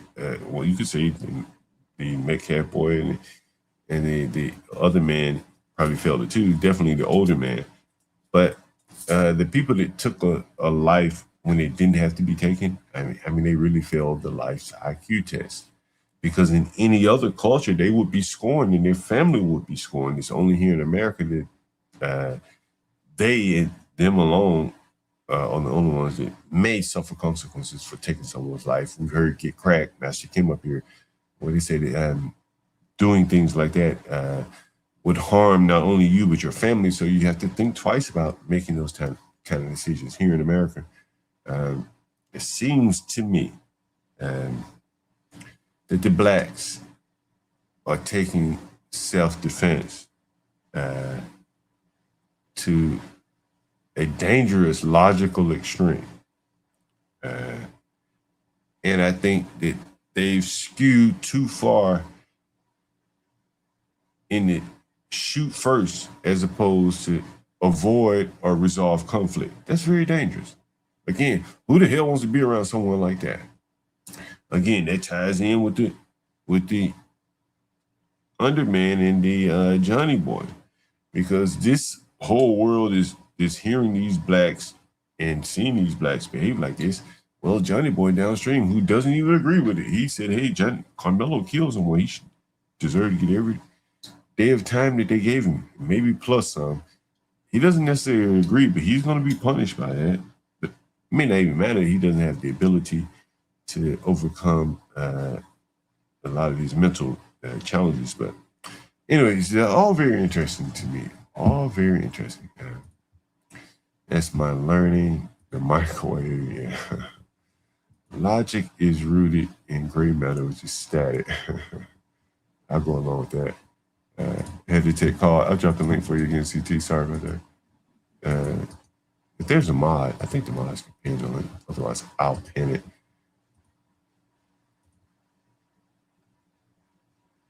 So I was, so you remember the one lady that he had on the channel, Sade. But again, how can you maintain a relationship when you have no money, when you have no ability to work? A woman is only going to be supported for so long. Particularly, she wasn't just god awful, ugly looking. She was nice, somewhat feminine, halfway intelligent. he goes away for 3 months to Salvation Army. She's not being faithful to him. With the intent of going there for a year, they're, I don't know what their relationship is. I doubt there's much of a relationship, because if there was one, he'd be with her. But he also has 2 children by another lady. And I don't think they have much of a relationship at all. She's Hispanic. And I remember her. I remember her growing up when they first started dating his children, and you could say that they were this regular, the regular Hispanic model. And Brenda, I guess, is second generation now, Janelle's mother, and so she's doing like what a second generation Hispanic would be doing. Maybe she's in nursing or something like that, a CNA type thing. But the children, I'm sure that she has hope for the children being better than her. But again, you start at the bottom, and that is the way her family started. And so, very, very interesting. 2 children she has by him. I think that's the only children that she has. I don't think she had any more children. To my knowledge, she always worked. I've never really known her to be on welfare or anything like that. She's a decent woman. Decent young lady when I knew her, for sure. Logic is only part of that other IQ. So many other things can raise the IQ. Yes, it grows from birth. That's correct. Then at 30, it starts decreasing to death. Your IQ can't go up from learning. Your score can a few points, but your grade matter will not. I agree with that. Vocabulary similarities, general knowledge, verbal reasoning, fluid reasoning, pattern recognition. We see a lot of these pattern recognition things up here. New York City, they used to do tests for schools to like more or less track their schools, and a lot of this verbal comprehension stuff would be manipulating info, short-term digital spam, mental math, how fast can you scan symbols, general factor G, the common thread. I've heard it. I don't remember G, but I've heard it. Is it G and K or K and R? It's an R or something. I forget what the R was. Damn, it's a long time since I said it. So, learning can't raise your core ability. Yeah, I agree with Pellamino Ricky here. I don't think school is going to make you more intelligent to a point. You can't just keep going to school and getting smarter and smarter. You're going to reach your limit, your intellectual limit. When you go man, I don't like the crowds. Aren't you in DC? I was down there the other day. I can show you some pictures. Let me see if I had the pictures. Let's see. I was down there the other day. Let me show you the pictures. I'll show you the video. I was down there just the other day. Yeah.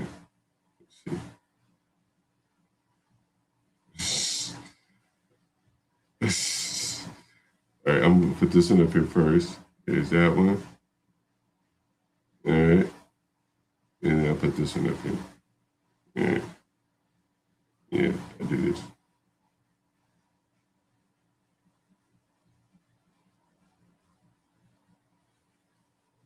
The first one's going to trip you out here.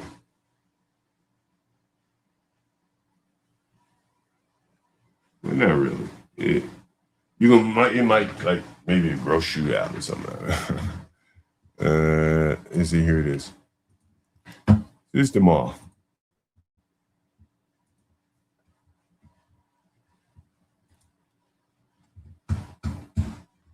This is the first picture I saw right here. This is on the National Mall right here. I'll zoom in for you. Oh my God. I don't know if you can see that. So this is on the National Mall right here.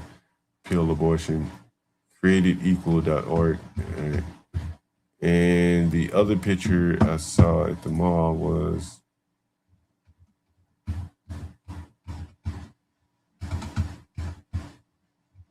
I had a video. Did it go up?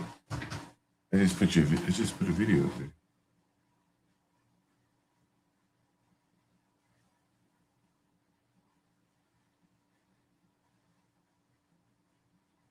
Oh, okay. It's up here. All right. Yeah.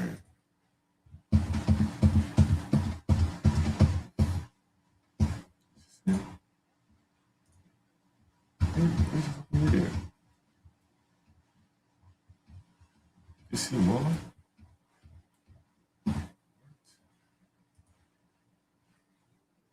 It's right here. I just put it up here. What's up, MFB? What's up, MFB? What's going on? Oh, here it is. Yeah, loud and clear. This is the mall from the other Yeah, day. what's up, man? Yeah, man. Back in my younger years, man, when I was out in California, I was at a place almost identical to the Salvation Army that he's at right now, or that he was Yeah, I saw just you at. say that. Mm-hmm.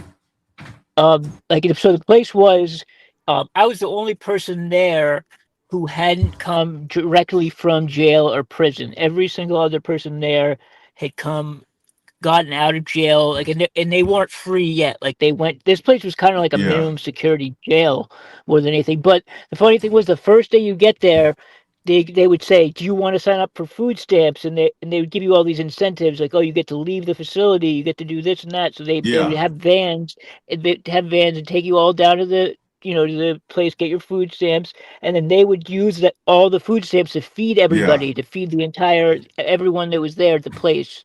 Yeah, I mean, it was real rough. It was rough. It was rough living for about, I think I was there for 90 days. Um, yeah, I mean, and it was pretty much what Hold what on. he said. It was very, very Hold on for a strict. minute. Somebody playing in my ear. Hold on. Yeah, initially I thought MLB, this shit sound like a scam.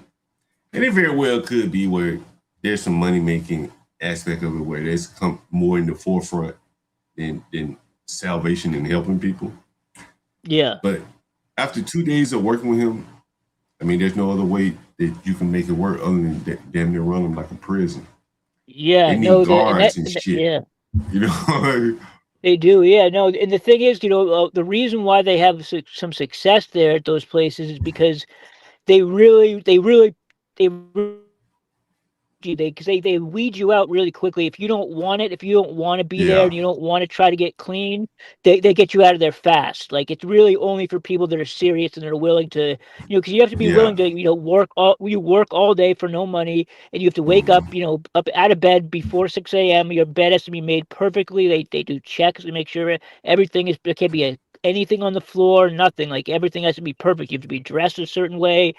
yeah, Everything has to be perfect. So you have to they teach you discipline. It's mainly for those guys that have been in prison and in jail for so long and have been doing drugs and stuff that they have no self-discipline. So this place, they teach you how to have that self-discipline yeah, and yeah. Johnny Boy probably needs something like that, Mm-hmm. you know? He ain't Like, like, I mean, he needs like prison.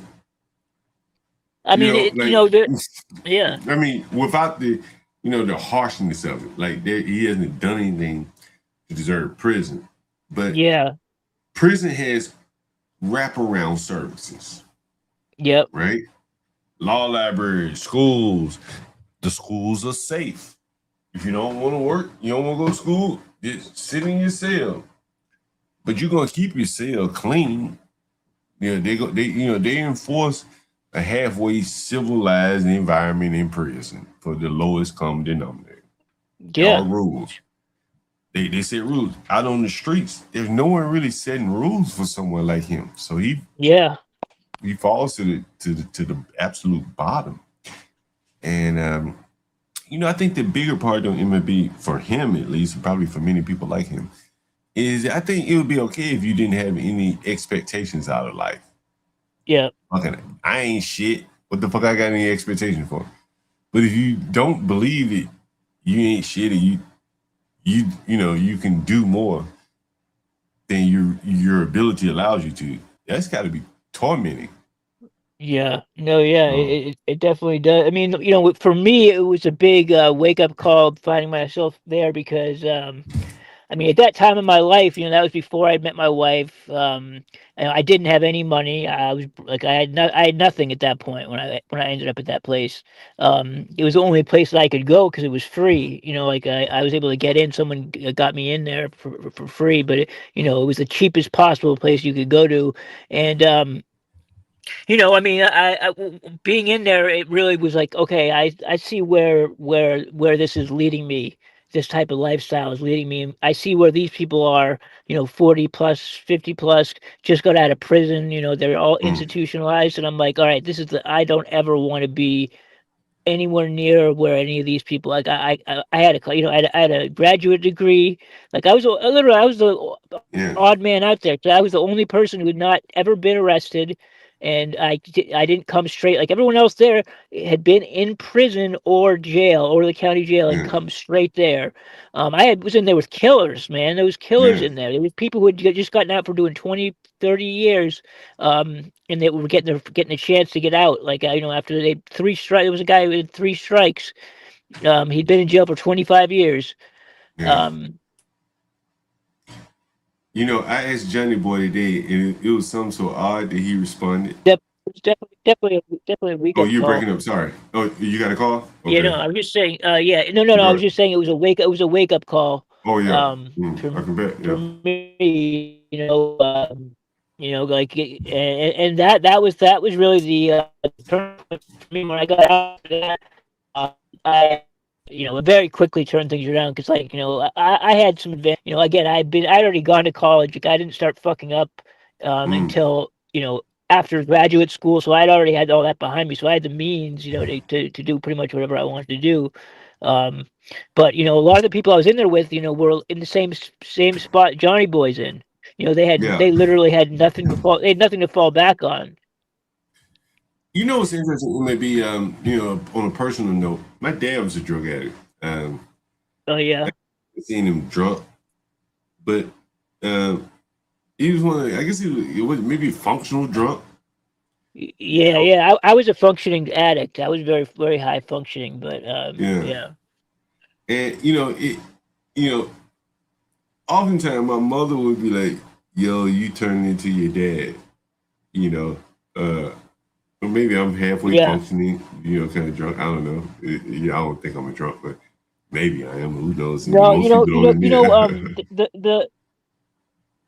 the the telltale signs, and I am one, so I could tell. You don't strike me as an alcoholic or a drug addict because there's something about the thing about alcoholics and drug addicts are that separates them is that they're unable to function. Like you can't, for example,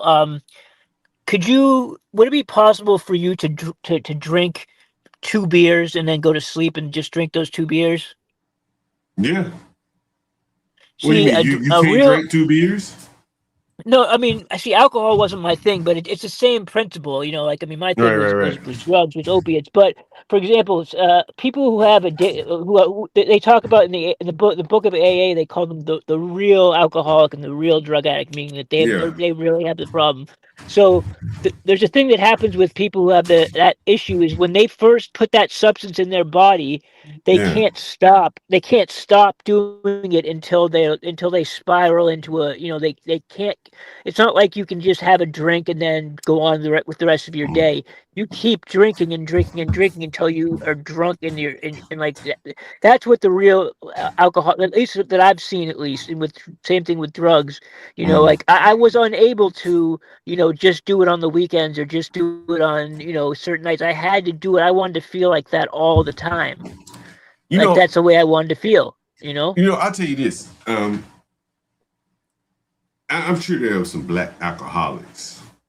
Um, but I'm trying to think that I don't know many black alcoholics. The person. My Yeah, I dad don't was either, to one, be honest with you. right? But I think blacks are just damaging when they drink. You know what I Yeah. mean? Like you get drunk, beat somebody up. Their clubs are filled with violence when they're drinking. Does that make sense? And that's why I'm pointing this out because Sin 7 Yeah, Sins yeah. coming. There's a video in my algorithm explaining that whites like adventure and blacks enjoy socializing. Man, I've been seeing this shit for 30 years as landlord to blacks and whites. Luckily, I get the chance to rent to both sides. I got white tenants. They ride bikes and shit. I ain't ever had a black that ride bike unless he just broke as hell. And then he ride in the city, one of them city bikes. I've never had a black to ride bikes. Never. Unless he was making some money, riding the bike. But just never. Not as leisure or a mode of transportation. There just isn't a wide, disbursement of people there doing that. And so it's so they really fall back to socializing. And their socializing is just so damaging. Like, it's just not very productive. It's going to the club, spending money, VIP line, VIP section in the club, drinking, popping bottles, getting dressed up, VIP parking spot. I show it all. Like when I pull up in front of the club here on the channel, you see it's all, glitz and glamour, the yacht clubs. It's all socializing. It's not even networking. It's just socializing. Like, it's like basically pointless. There's supposed to be all these smarty ass people in these confined areas, and they're just trying to have sex with each other. There's no networking. And so I think downstream from the smarty blacks just looking to have sex with each other, the Johnny boys, he's somewhat dependent on those people, or at least hopeful that they will need somebody like him to cut their grass or something. And there's just nothing. There's no there, and he's the underman. And, the people that his betters like me is just one of me. And so it really puts him in a very bad situation. Anyway, very interesting. The interesting part about MFB is that, he was very accomplished before he went into rehab. So he was a highly functioning drug addict. Johnny Boy doesn't have those advantages. He wasn't highly functioning, doesn't have any skills, trades, ability to do anything. So it puts him behind the 8 ball. I would agree. Genetics, especially depending on a lot of factors, play a huge role in how high your IQ goes. Shirley, can you sing Old Man River? No, I don't know the song. I don't listen to a lot of music. In New York State Regents, I remember, I remember reading about those. Southern genes, I agree. Genetics dictate grade matters your basic processing ability and ability to conceive complicated matters. But how high? Not ever higher, though, for most people. She shall see that they're doing crazy. They're going crazy for abortion right now. How I worried that didn't make sense. I'm only agreeing to genetics playing a role on how high someone's IQ could go or not in some cases, maybe all cases, but not that most people's IQ can't grow at all. I guess if she's saying in time, at some point in their lifetime. At 30, your raw speed starts to slow decline. I agree with that. But your total IQ and real world intelligence. Yeah, this is the thing. I think if you're interested and if you're paying attention, you could just be caught up in the sports and stuff like that, and I think your real world intelligence could decline, probably more rapidly than just the natural decline. I think look at Be Brave, for instance. Is 71 years old. Clearly, his real world intelligence has been kind of on an incline. I think you would say he's been able to pick up on things. And he's kind of a trendsetter in terms of he says a lot of things that people kind of agree with. Like, I never thought about it like that. And so at his age, to be able to come up with ideas that are, I ain't gonna say unique, but, not often heard, shows you, I guess you can have some real world intelligence. Keep going. I agree with that. I'd rather see an older doctor too. Well, how much is reaction time important as an ER doctor as opposed to just knowledge of the overall body of work in that general area of ER? The response time, you want him to respond properly. Rather, that's probably more important than responding quickly. And so maybe it's a little slower in the response, but he gets it right. And that would be by a matter of experience, for the most part. To be real, it should be easy. It should be easy to easy just in the world. Movie want the older, more experienced doctors, more experienced, more experienced lawyers. When we talk to our mothers, for lawyers and stuff like that, the thing again is that an older, experienced lawyer, hell, Ben Crump is older. He's been practicing law for 30 years, probably. The black lawyer only had $5. He's been practicing. But did they really go deep into the law, or were they just topical at the surface level? So that's kind of what matters there.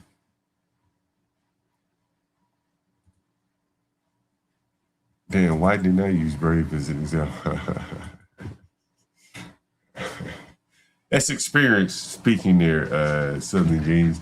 Next time, in 10 years, 20 years from now, when you're my age, you'll be using Be Brave as an example. Teach him to call. Oh, man, get the fuck out of this. Yo, bro, hey, honestly, you know what? This is a good question. This is a good comment. I don't think you can be taught to code. I mean, well, let me rephrase it. I think the best coders aren't taught. I wasn't taught. I've never taken a class in my life. If the interest is there, you'll figure it out. Particularly today, when you just go on YouTube and learn how to do anything. You can learn how to be a plumber. I've been sitting around learning how to be a plumber, learning plumbing. So writing code, I mean, hell, you can go to ChatGPT and say, write me some code, and then study that if you're curious. Then you could tinker with it, change it up, refactor it. To get into software, I'm not sure if education is if you're just writing software, you just want to get into software, building, I don't know, APIs or something, applications, something like that. I don't know, I'm sure at some point, and maybe if you're doing something for NASA or something, but I don't know, software is software to me. Hey, what are the requirements? Okay, cool. I'll write that out, and it gets tested. It comes back for revisions and, QA, software is software, you can learn that on your own. To me, there needs to be more. Yeah, I don't know, we probably are at the right natural number. We've spent billions of dollars trying to get Black people into coding. It didn't seem to work out. So this is probably the natural number, right here. Whatever the number is, this is probably natural.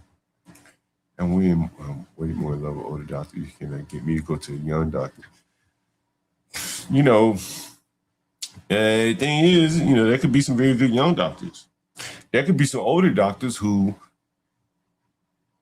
have been spending a lot of money and they need to just churn your insurance card. Yeah, he's good, but he may recommend a surgery that you don't even need because he has a vacation or his wife's cosmetic surgery is coming due. So it goes both ways, but in general, I would agree with you. You remember the guy from prison, he said he spent 14 days in the hospital? It was like $180,000, and now he's dead. Someone made $180,000 off him, and he didn't live 6 months after that. So it had to be some older doctors signing off on these surgeries that they probably knew were not going to work. So, it goes both ways. It goes both ways. In America, for sure. Because money has so infected every industry, healthcare, so on and so forth like that you don't even know if you can't be for certain. Look at COVID, if your doctor's being honest with you. So or if he's just chasing money. I think when a person is constantly learning new things and they're very mad over that, yeah, I agree with that. It's like a muscle. In this culture, you specialize in things, so some areas of the brain remain strong in the areas. I don't know if I agree with that. The same areas of the brain that you probably use to learn plumbing, you probably use to learn, being an electrician and so on and so forth. I think what many people have here today is they're just this brain rot. When the guy was asking me, "Hey, Mr. John, I need your Wi-Fi code so I can get on the Wi-Fi." What do you think he was trying to get on the Wi-Fi for? Entertainment, video games, something like that. Watching something on YouTube. It probably wasn't very productive. What is his brain doing? It doesn't. All sides of his brain is showing some atrophy because it's just social. Just it's bullshit in, bullshit out there. Orthodox the best. That would be amazing country if you. I mean, but you know what? Like, who needs to write code today? You probably need to better be able to tell, ChatGPT or Claude or whatever, what you want in your code and maybe tweak that. We talked about, what was it, ghost coders? We talked about that a while back. Some kind of coders that mostly use AI to write their code for them. So it's the ability to what I think is going to be important is the ability to succinctly feed into Claude or just APIs and AIs and AI in general specific parameters, values of what you want spit out. That's what I think is going to be the most important. The people that can do that, they can do it fast and get the best results using AI. That's where I think AI would be most useful.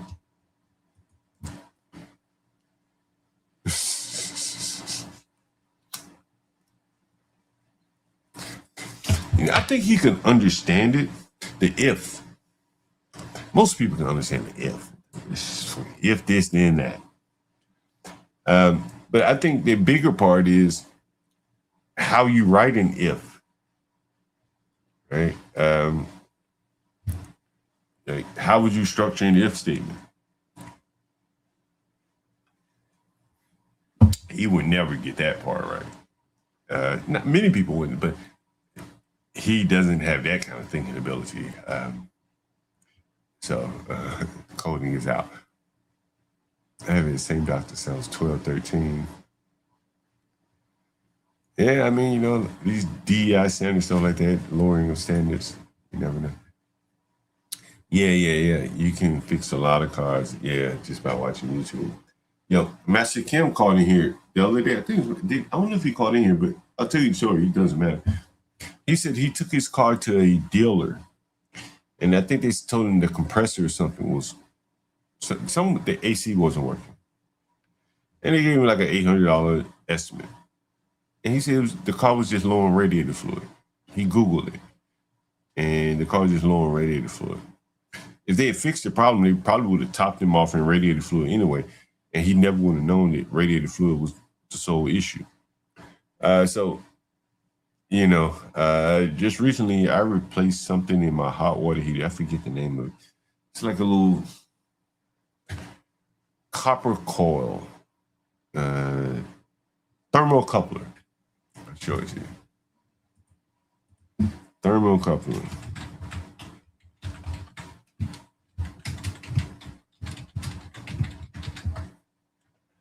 Yeah, this is it right here. It's just like it's $12, right? You see it? Fucking $12. It's $12. But oftentimes, if your hot water heater is not working, there's so lack of talent in terms of people who can diagnose things and analyze what's wrong with it. They just say, hey, just replace your whole hot water heater. In reality, it's a $12 part, or it was a $12 part. It's typically a $12 part. That is the issue there. It's a thermocoupler. Anyway, so here's the downtown. They're going to have a Great American Barbecue tomorrow downtown.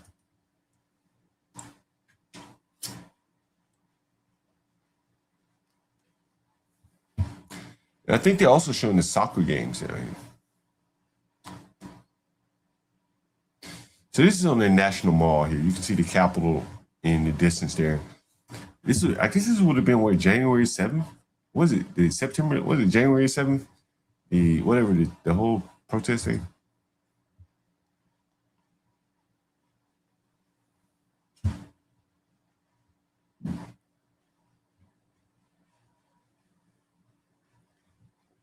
So you can see it takes up about 6 or 7 blocks here. This is one of the Smithsonian, American history. The Trump is really laying it out for this event. I have to give him credit for that. He is laying it out.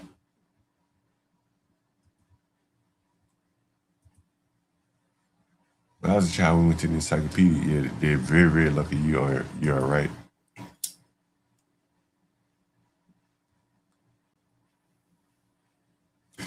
Yeah, he can paint. Again, like those are like one-off jobs.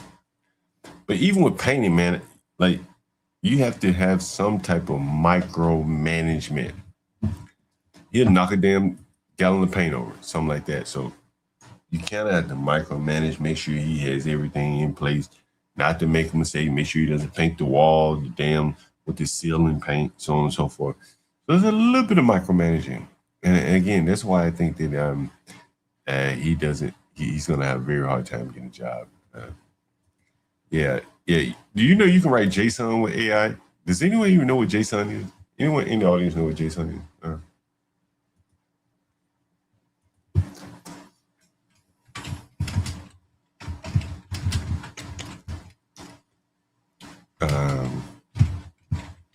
Let's see. Yeah, see, you can do it right here.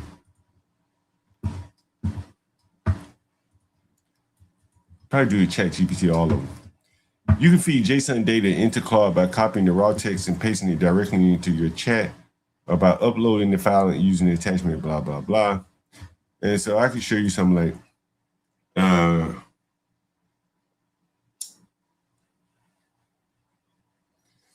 how would I want to do that? Let's see.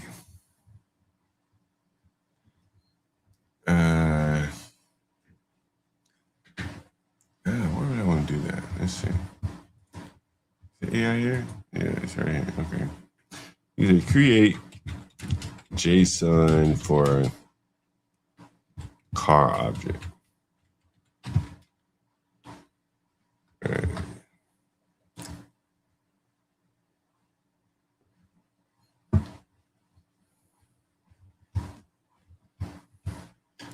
And so this is the JSON.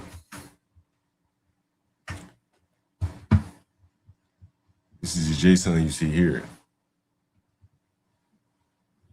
And from here, if you really understood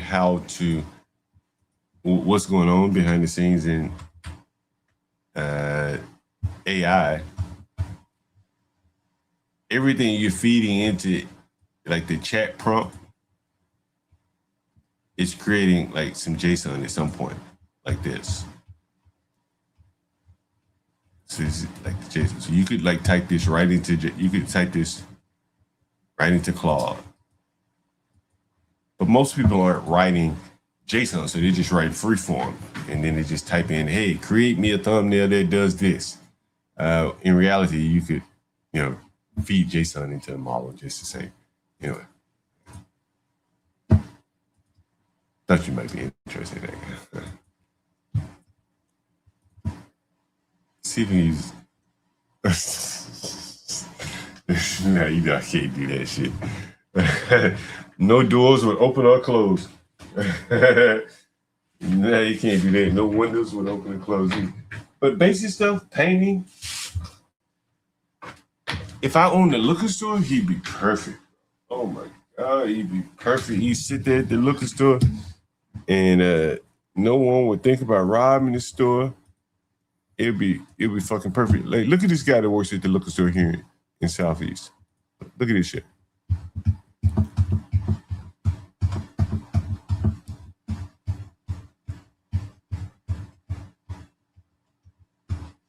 This is the guy that works at the liquor store. Yo, man or woman? Quick. Say it quick. Man or woman right there. Is that a man or woman? Is that a man or woman? You kind of look like Trader Truth Teller from the back. Somebody said, don't say that. It's not Trader Truth Teller. Anyone know Trader Truth Teller? Is anyone know Trader Truth Teller? It kind of looks like Trader Truth Teller from the back. Deals are great if you go for the figs. You can actually tell JT. Yeah, reprompt your jet, yeah. See, I think what's happening, actually, let me show you this thing. There's like let me see. I forget the title. Let's see.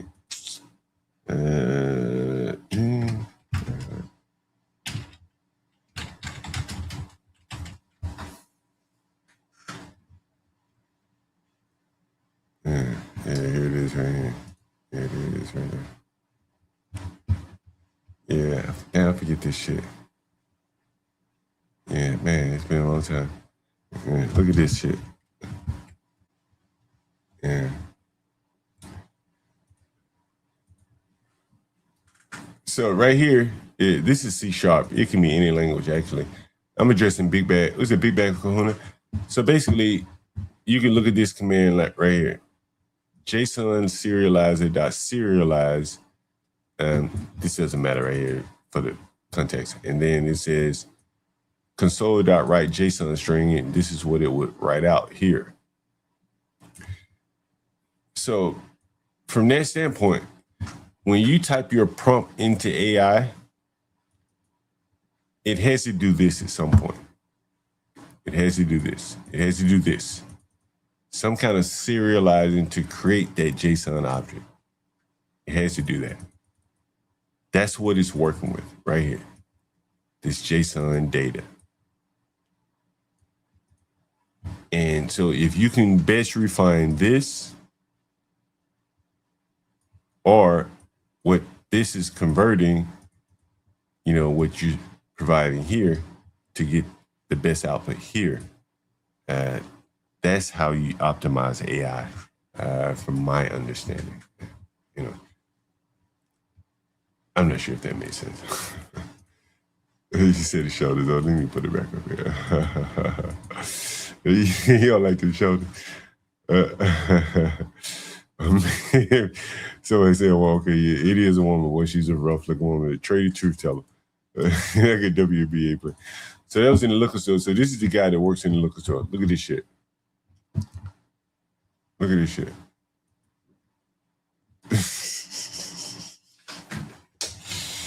Just look at that shit. This up he got two different shoes on. With an ankle monitor on.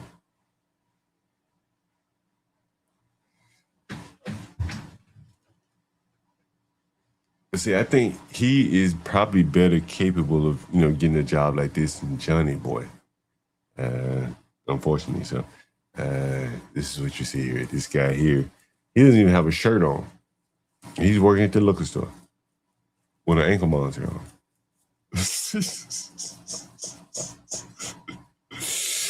He works here.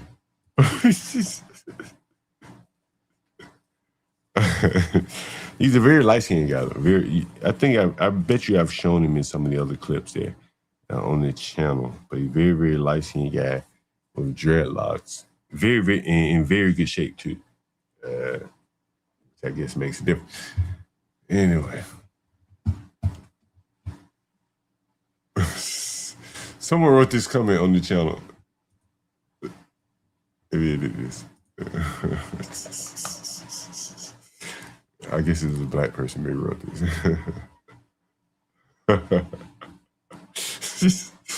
Palomino Ricky.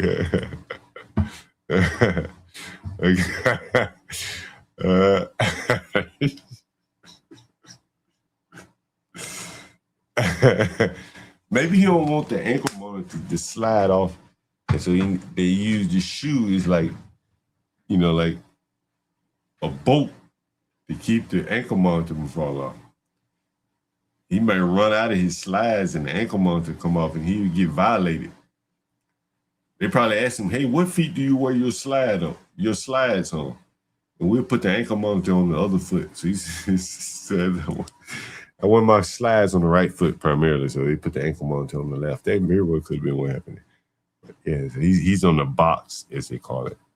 You remember the young lady? She was in my studio here. She was on the box as well. Anyway, I guess I should discuss this lady that killed this man in Florida before we get out of here. And I guess I'm going to probably do something similar that I did with the Carmelo, because I think the blacks' reaction is going to be interesting, because when you think about what they're saying is that you can shoot a man at a distance. An older man at a distance from you who's unarmed. That's very, very interesting what the blacks are setting up here now. And the other thing I've been thinking about, and I don't know how to phrase this, and I probably have to do this with Be Brave. That big old black bull woman could have easily beat that man up. She had age. Probably they were equal in size. And she probably had more of a propensity to violence than he did.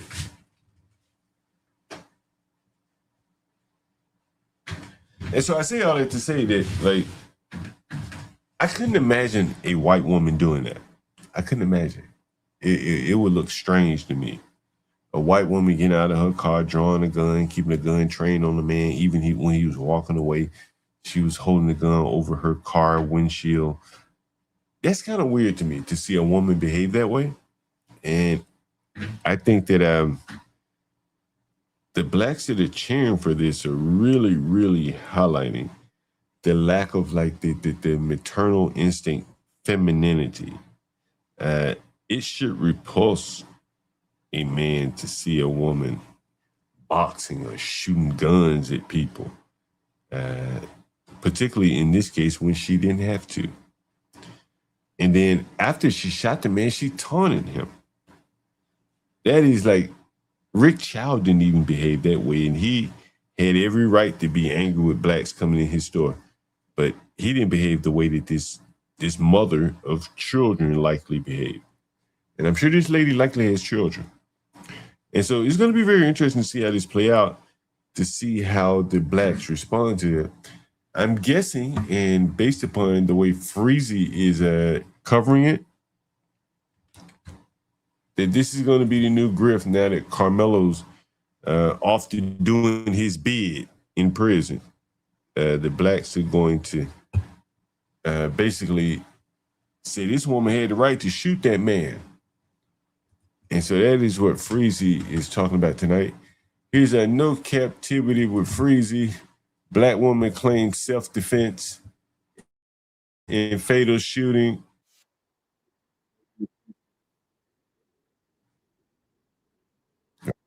Oh, wait. Department and spoke with Chief Gonzalez. He told me that Watt cooperated. More and more racially charged. If you don't, Carmelo Anthony is innocent. And I believe that he will have his just day in court, because we've uncovered so many clues and details. Yeah, I got to stop right here. You know what? I'm guessing, Palomino Ricky? I guarantee you, she was parked in a handicap spot, and the man was telling her, yo, you parked in a handicap spot. You're not handicapped. Where's your handicap placard? If you look closer at the video again, you'll see him walking around the car, waving at the car like he's looking for a handicap placard. This is very similar to the Michael Draker case, where Michael Draker confronted a black woman about parking in the handicap spot. I'm willing to bet, because the black woman was parked in the handicap spot. You can look at the video. I'm betting that the news is painting this as a fight over a parking spot, as opposed to the reality of it was he was telling her, "Hey, you're parked in a handicapped parking spot. That's not right." If the news was saying that instead of parking spot, I think people would start to look at the man a little bit more favorably. He's 62. There are a lot of elderly people in this country. There are a lot of elderly people that probably don't take kind to people parking in handicap spots. Here, we've passed laws for that. And so if he would chastise her for parking in the handicap spot, and she said, "Man, get the fuck away from me. Leave me the fuck alone," that's not going to play as well. And so again, when she goes to testify, because I'm sure she will, if she wants to stay free, she's going to have to say, what was he mad at you about?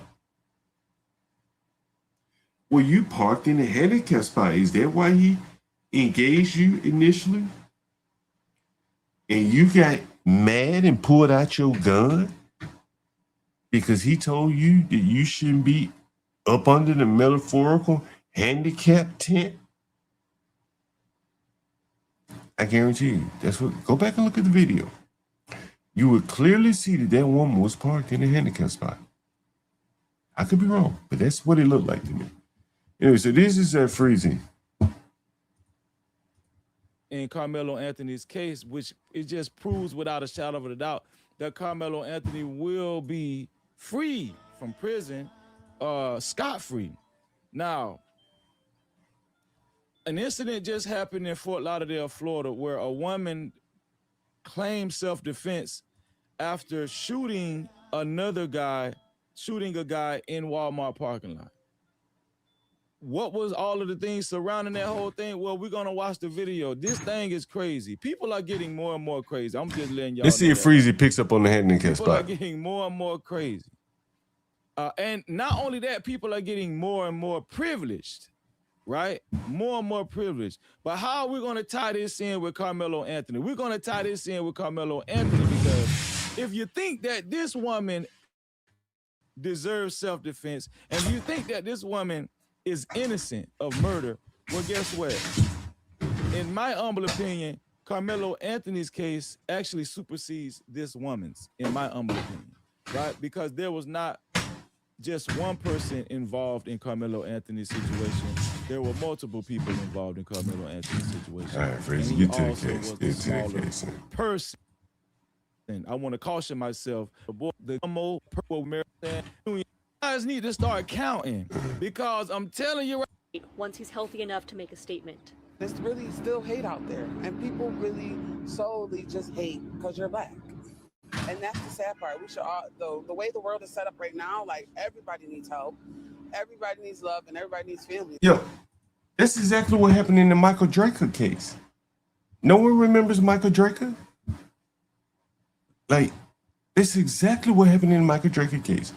The old man came up and said, "Yo, sister gal, you parked in the handicap spot." Her boyfriend came out, saw him talking to the woman, and pushed him to the ground. He's an older man, about the same age as this guy. Michael Draker pulled his gun. DeMarquise McLaughlin, whatever his name was, would not move. He stood in a bladed stance. So the man couldn't get up because the man was too close to him, that if he got up, he could have rushed him. So, and he already had his gun drawn at that point. So he shot him. I can't remember if DeMarquise took a step forward, but he didn't take a step back, that's for sure. And if he'd taken a step back, he might would have lived. If he hadn't pushed the man, if he hadn't put his hands on the man, as they say, he would still be alive. But he put his hands on the man, and Michael Draker shot him. And it was over a handicap spot. I guarantee you this was over a handicap spot. Like, we shouldn't be just going on somebody's property and abusing them. This is where Johnny White's family says Brandon Watt beat him. Now, I'm going to be honest with you. How in the hell? This is Freezy talking about another case first. It's a little boy. How Cohen died. The I can't believe he's going on Cohen's case. For us to attend it. Okay. I want to see what he's saying about this lady.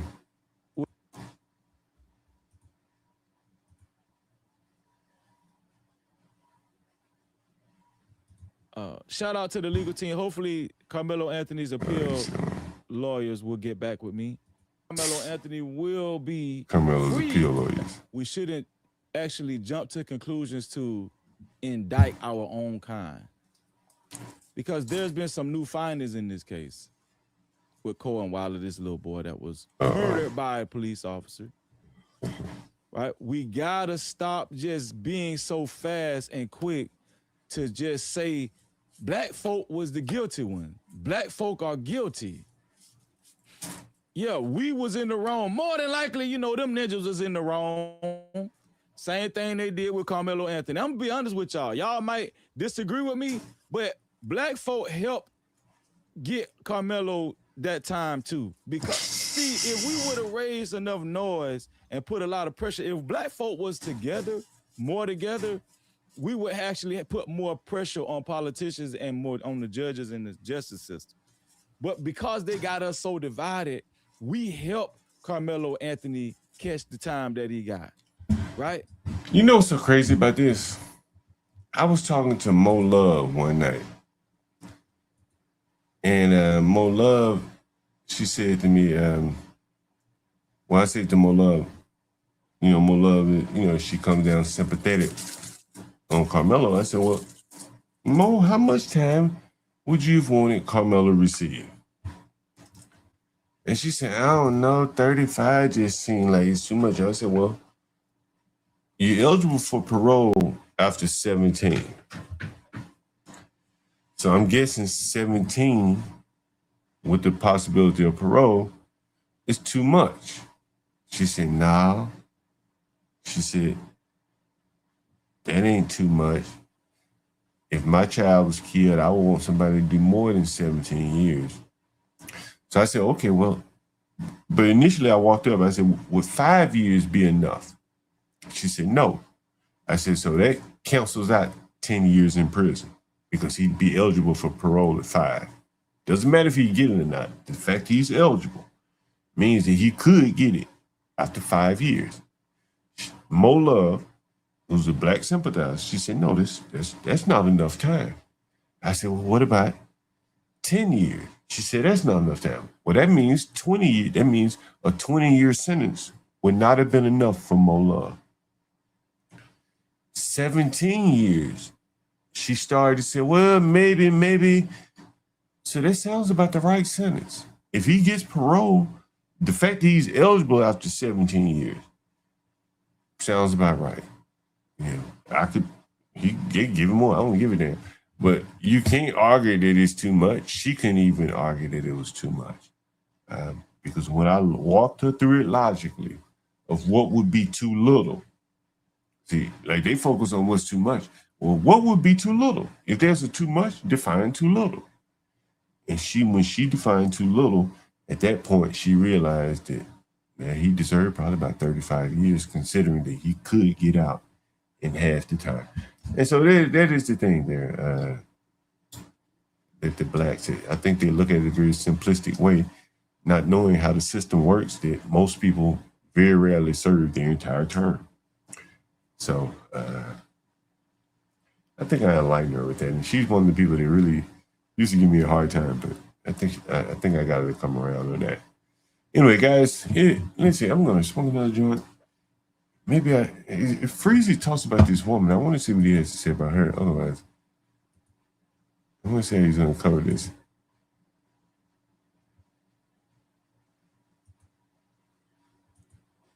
The Cohen Wilder case is not that interesting to me.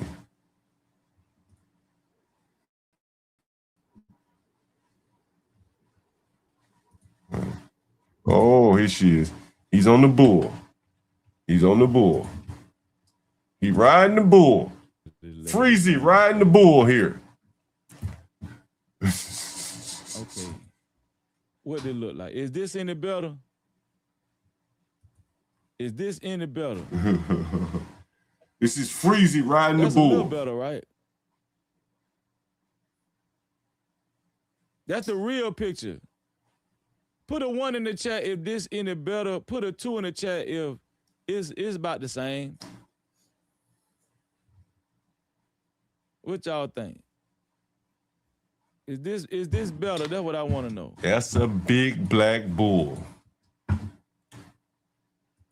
Like, honestly, like, we getting to a point where this black woman can't legitimately say she physically is afraid of this man. She big as he is. She probably as violent as he is. She got the age on him. She ain't 62.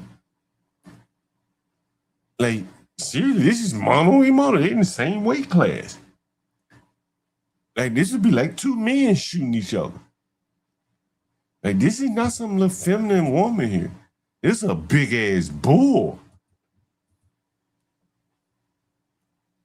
I ain't gonna lie, man. AI put a couple more wrinkles and more muscles in the lady face. AI, and one thing about AI, if you ain't... She like a bull. Full of muscle. Bitch got muscle in her face. He said the bull got muscles in her face. Said AI knew. They instinctively knew, put muscle in her face. Ain't no wrinkles, muscle.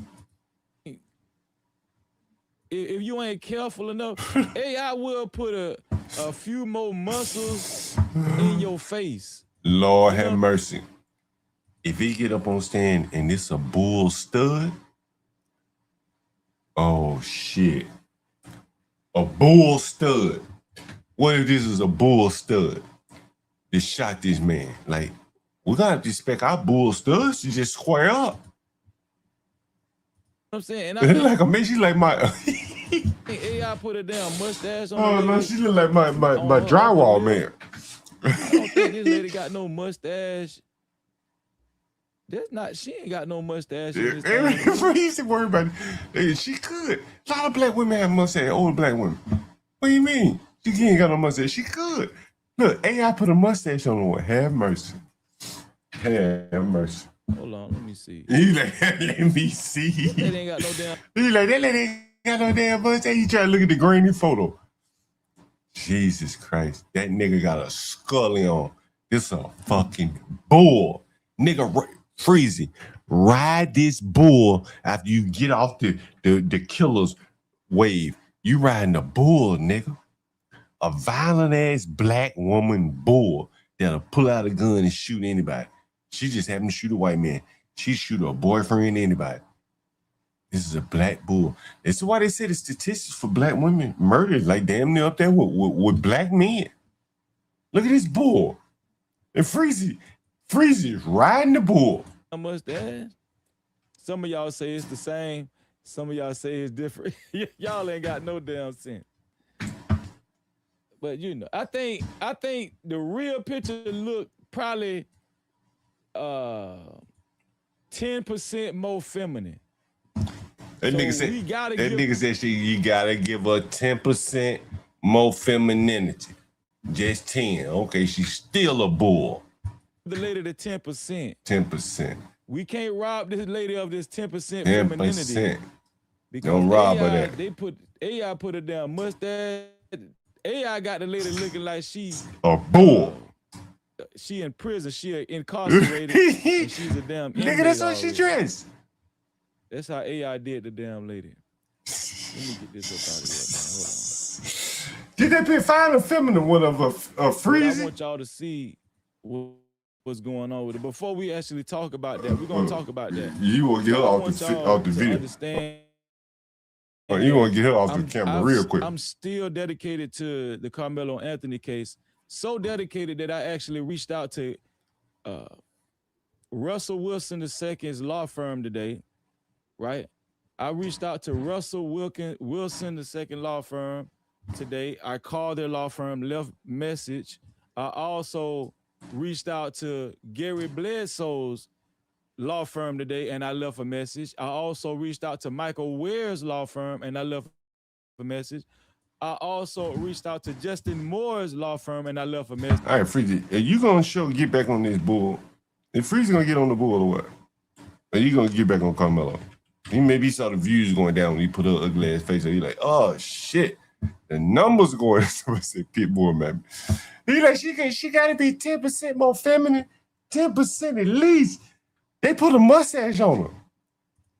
No, once the Dream Team took Carmelo, Nigga, when you Anthony's get back on the new it flavor, became- look at that bull. God damn. Jesus Christ. The bull team. The bull and her cub, Carmelo, chopping down white people. Bull mammy and her cub, chopping down whites. This is Freezer right here. Jesus Christ. God damn, this could be Obama's son. She could be Obama's son.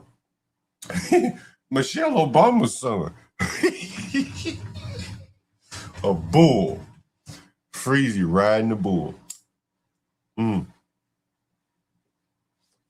I wonder if Carmelo Anthony family want his picture up there. Yeah, clean this nigga up, took the spikes out of his head, and he got a bull with a damn skull cap on. A case again. Freezy, you're gonna have to reconcile this. This is a black woman, Freezy. Come on. All AI could do was put muscle in this bull's face and a little hair on her face. But she still look like this, Freezy. She still got a Freezy, case. you know, you probably will run away half your audience if you just talk about how fucking ugly she is, and maybe that's why she pulled that goddamn trick on that white man. He's fighting his case from the inside, but he still She's has so a fucking case. ugly. So I've reached out to all of the Dream Team. Hopefully they get back with me. The Dream Team gets back with me. I'm looking forward to them getting back with me. Also, I got a surprise to y'all. I don't know Look, if I swear for God, this time I go up on Freezy channel. And if he talking about this shit, I'm just freezing. Do you think, honestly, that this woman was so damn ugly that she just maybe like just willing to kill somebody else? And what she got to lose? Right? She could have been a stud. She going to prison with all bunch of women. It's a captivity audience in prison for a stud, Freezy. Is that possible? Out here on the streets when nobody wants her in prison, she'll kill a white man. She'd be like King Bull stud in prison. some of y'all know Six the Goddess. I want to give a special shout out to Six the Goddess. Put Six the Goddess up next to this bull you ride. I was looking at Six the Goddess and it was excellent. She reached out to me and said she would, she shout out to wait. Yeah. Remember the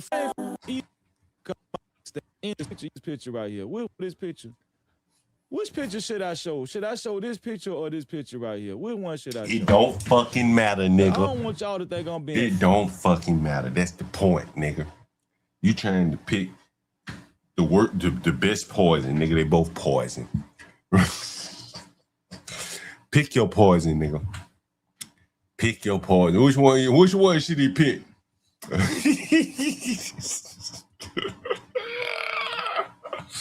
Pick your poison, Freezy. Which one you want? Which bull picture do you want? Picture or this picture right here? Which one should I show? Cause I don't want y'all to think I'm being funny, man. I'ma just. What funny? You making fun of how she look? Is that funny? Is it funny how she look, Freezy? Keep this up, cause y'all gonna think I'm being funny, and I ain't being funny. That's what AI gave me. But this woman right here, which the authorities. He said that's what AI gave you. They put muscles in a bull's face. South Florida have not given us disclosed the name of this woman. Why? Because I am thinking in a case like this where it's still under investigation and somebody was killed, I guess they're doing this for protection purposes or whatever. Ain't that what they did with Carmelo? But he had a problem with that. This woman right here, we're just gonna call her this sister for now. This sister, she up 5 on Bart Degliano and murked his ass because he wanted to be Billy Beck. There's nowhere where he connects. And wait a minute now. Our black women are getting violent as hell. Do we need to rein this in? Send them to femininity training programs, right? Like, or do we want them to open and foul motherfucker? That ass and run up on this lady. All right. I gotta show this. I gotta show this one here. Yeah, he wanted to run up on this lady right here and be Billy Badass, and she up 5 on his ass. Yeah, I gotta show that real bull picture to show how crazy this white man must have been having even kind of confrontation with this big ass fucking bull face. Now I'm gonna be honest with y'all. I told y'all, black women ain't playing They ain't around. fucking playing, nigga. They bulls. Y'all thought I was just joking. No, in the community, black women is protecting themselves and they pack it too. Man, do you know how sick this shit sound? The nigga talking about how violent black women are. He don't even know what the fuck he's saying. Yeah, black women violent, nigga. They carrying guns, rifles and shit, knives. I played a video on my channel just the other day. I was at the bus stop, train station. Black woman pulled a knife out on a little girl. This is what they are creating right here. These black women ain't playing, they open fire on your ass. They're not finna let you do them any kind of way. All right? They tired, they sick and tired of being sick and tired. Sick and tired. And they got Glock 40s. Glock 40. And they got Judge revolvers and 30-06s for your ass. Okay? So I'm gonna pull up this video. It's not a surveillance. Somebody actually filmed it from their cell phone and they captured it. Which ain't this ironic? Somebody actually filmed this from their damn smartphone, but not one of the damn Memorial High School students got a video recording of Carmelo Anthony and Austin Metcalf and the rest of his goons altercation. What? Do you see what I'm saying? Somebody was able to film this in the parking lot of a random black woman and a white dude having some tension with one another at Walmart. Right, I think that was Walmart. Okay, because y'all got me nervous. I don't want to get in. Jesus Christ, Free. How long did this altercation last? Like, it should be easy for you to understand. Like, this altercation lasted what, a minute or two. Before she shot him, she probably was talking loud and shit, trying to establish her damn self-defense. You know, kind of like Carmelo. So she just didn't shoot him off the break, Freezy. Took a minute. People started noticing. Information wrong. Y'all got me nervous on my toes. I'm scared to talk. I'm just saying. I think it's just they recommend y'all go to Marshall. But and we're going to actually wait a minute, what did you say? All the sisters in the chat, y'all know what time it is. Marshall's, TJ Diamond Store. Damn Marshall's. Marshall's high as hell. Marshall's say Marshall's is a consignment store. Marshall's is high as hell. I would not recommend y'all go to Marshall's. TJ Maxx, Berlin the Co Factory, that's where it's at. The women know, all the sisters in the chat, y'all know what time it is. But Marshall's high as hell. I don't give a damn. But I'm just getting off the compare saved on. But I want y'all to see this. Getting into a verbal argument with a tired U.S. Retired U.S. Army Staff Sergeant Bart DiGuglielmo was shot after getting into a. Jesus Christ, it looked so bad. Look how far that man was away from the woman. Jesus Christ. He was basically at the front of the car. Retired U.S. Army Staff Sergeant Bart DiGuglielmo Jesus Christ. Getting into a verbal argument with a woman in the parking lot of a Walmart. Yo, that looks real bad right there. Like if she had shot him right here, maybe.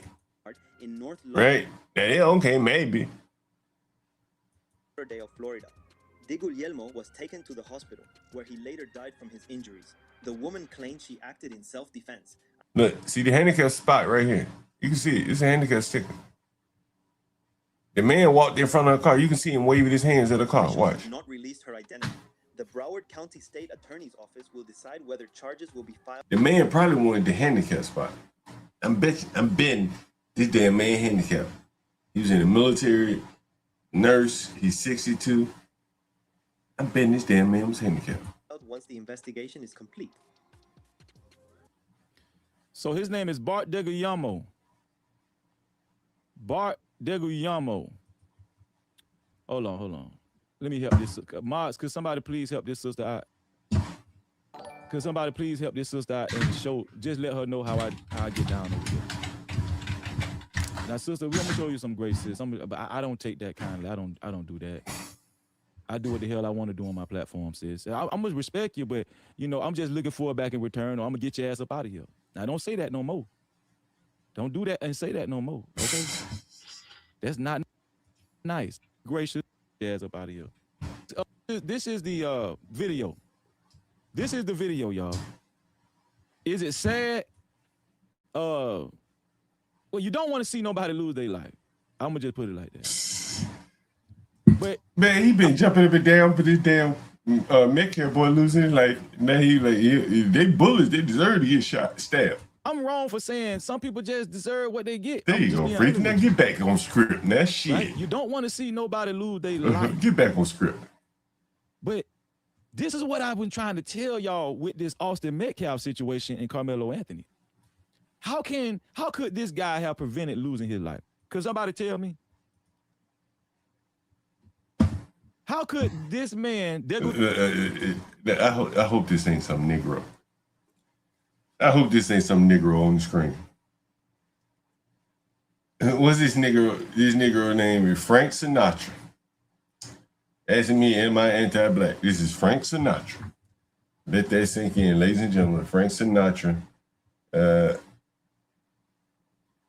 Asking me, am I anti-black? Yeah, all right. Guillermo Bart, I'm gonna just call him Bart. That's his name. How could he have prevented losing his life? Same thing I said about Austin Metcalf. See, but they don't want to deal with that side. They only want to talk about the black folk. They only wanted to talk about Carmelo Anthony. All right. No. People's privilege, white folk privilege is getting them killed, dog. We here for the They don't want to talk about that. Keep your hands to yourself. Stop invading people's spaces. Stop presenting yourself as a threat. But do y'all see the harm in court when they said and painted the picture as Carmelo Anthony being the threat? When they painted the picture and painted the narrative of Carmelo Anthony being the aggressor and the provocateur. Do y'all understand the harm in that now? Now this dude done lost his life.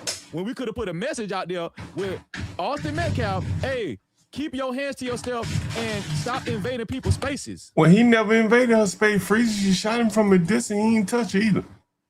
But no, they wanted to sink a little black boy, a young black kid so bad, they wanted to give a false pretense message by painting Carmelo Anthony as the aggressor and the provocateur. And guys like this feel like they have jurisdiction to act the same way. And you got your ass murked. And you got murked. You feel what I'm saying? And you got murked. Now, do you want to see something like this happen? No, you don't want to see something like this happen. But he got murked for a reason. Why? Because he was the aggressor. That's why. It's not a rocket science. But see, for some reason with this Carmelo Anthony situation, it's rocket science. It's, they just make up stuff in their head. They act like they ain't got no damn common sense. All common sense done left out of racist white folk and black coons and house ninjas' head. Right? It just ain't got no common sense. No, listen, say it. It make you feel better. You will save a life. Austin Metcalf was the aggressor. Austin Metcalf was the aggressor right along with some of his other goons, because we ain't gonna leave them out either. Now I'm gonna show y'all this video right here. And don't tell me, whoever that, listen, just chill out, okay? Because y'all better let them people know how Freezy operate over there. I do not know a great bullshit. I'm reading some select father crazy. Damn.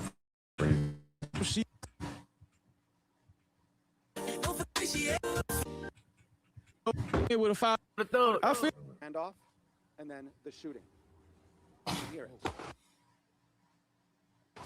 Now I'm gonna show y'all.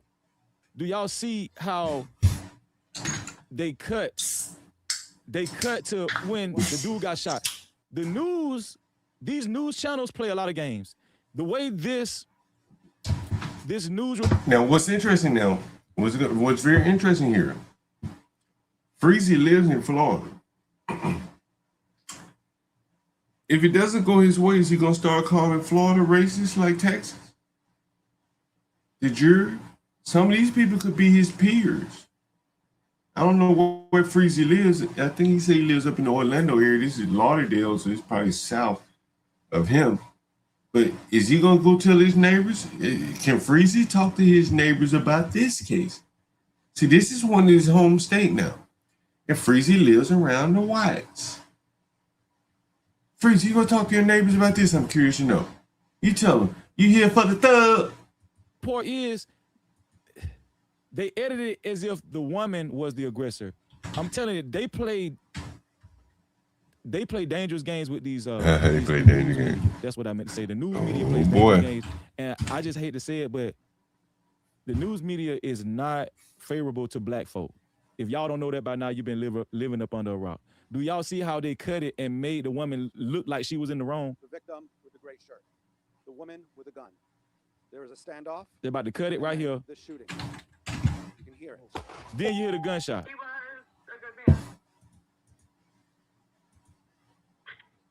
Now, this is supposed to be his daughter. She cried. She got emotional. She said he was a good man. A daughter in tears. Amanda lost her 62-year-old father, Bart, shot in the stomach in a Walmart parking lot in North Lauderdale. I just don't think anybody deserves to lose their life over a parking spot. Cops say an adult female and the victim were involved in a verbal altercation over a parking space in the Walmart parking lot. Over a parking space, and this man chasing this woman down because of a damn parking space. Because of a parking space. This is a damn shame. How you lose your life over a parking space? Do you think Freezy gonna ever lose his life over a damn parking space? Hell to the no. No captivity. And you can have that damn space. I don't listen. Now I ain't gonna lie. Some people will make you mad over parking spaces. I remember, man, I'm pulling up to a parking space. You know, the person actually backed out. But see what Freezy is missing, I'm guaranteeing, because you can clearly see these are handicap spots. And so what Freezy again is missing or overlooking. Wait a minute, what the hell is that? What Freezy is missing is that the white man more or less is like fighting for civility. The common spaces, we're holding those sacred for the pregnant and the disabled. You know, most of these cities, they have pregnant and disabled parking in the front of the stores. This is what the white man likely was confronting the black woman about. And clearly she's not disabled. For me, I waited on them, and then somebody actually went around me and took the damn space. That shit made me mad as hell. And I cussed their ass out, but do you think I'm finna run up on their damn car? Hell no. That ain't never happened to one of y'all. I'm talking about I had waited for the damn space. The people was kind enough to just back out, and they even waved when, you know, after they backed out and left, and then it was another car just whipped past me and got the damn parking space. I felt like whipping some ass too, but I ain't finna lose my life over no damn parking space though. According to investigators, the shooter, the adult female, remained on scene, cooperated with detectives, and she told them the shooting was in self-defense. He loved his country. He loved his country. Bart served in the military. There are no charges in this case at this point. Amanda says she was estranged from her dad for many years. And the man was a deadbeat, man. Deadbeat. And fucking deadbeat. What? Military. There are no charges in this case at this point. Amanda says she was estranged from her dad for many years. And the man was a... God damn. Saying the man was a fucking deadbeat. Jesus Christ. Self-defense. He loved his country. He loved his country. Bart served in the military. There are no charges in this case at this point. Amanda says she was estranged from her dad for many years. And the man was a deadbeat, man. I mean, like, these blacks really had some nerve criticizing family, like, you know, breakdown and shit. Like, you know, it's almost as if they don't see, like, what's going on in their own backyard. No captivity. And she say she was estranged from her dad for a long time. He ain't even been in your damn life for a while. All right? And you should have called that man and told that man, hey, Dad, you need to calm your ass down, for real. You should have cooked that man some damn whatever, what they Mexican or Puerto Rican, you should have cooked them. You should have. They Mexican or Puerto Rican.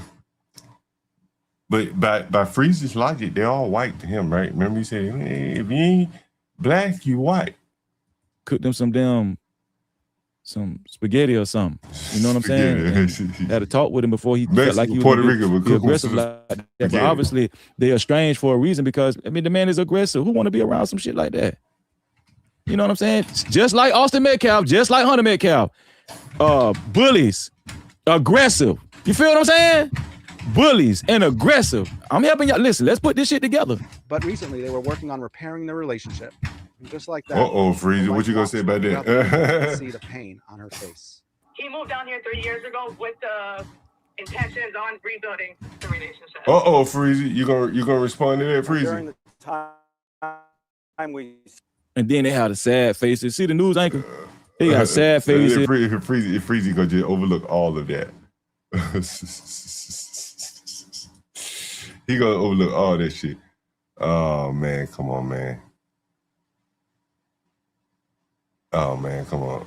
I know we ain't got your ass in here. Man, you know this is blacks for you, boy. I tell you, oh my god, these fucking blacks. I got a video of this fucking nigga right here, just up on the channel, just screaming and talking about killing somebody. It was Simp God and Keon. I'm pretty sure it was. Let me see if I got this shit. And he just wonder how the fuck these blacks stumble over here. Nigga, you can't kill me virtually. I know this one bitch, you dox people and shit. You loud and proud about this shit. He was on Not For Humans channel. Not For Human, he don't have any fucking morals worth of shit.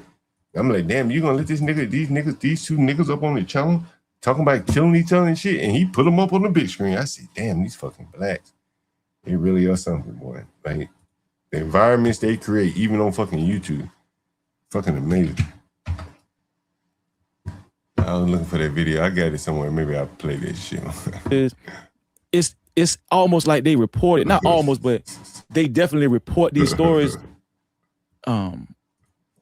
of this type of nature. They report it, and they 9 times out of 10 they're going to make the black person the bad person.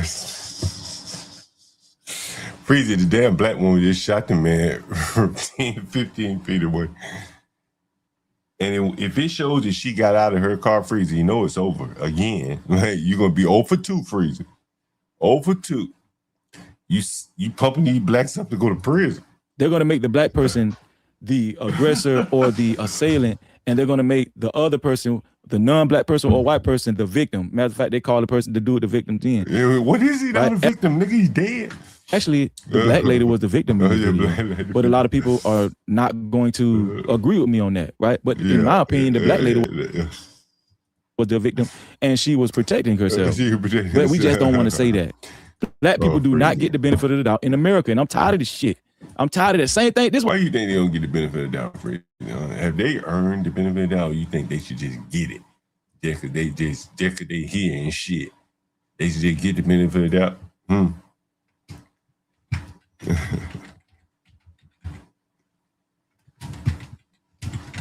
What if Freeze say the black woman is innocent? Nigga, you 0-2. Why keep betting on blacks? Like, at this point, shouldn't he just shut up? He 0 for 2. 0 for 2. And Freezy says he's still betting on black.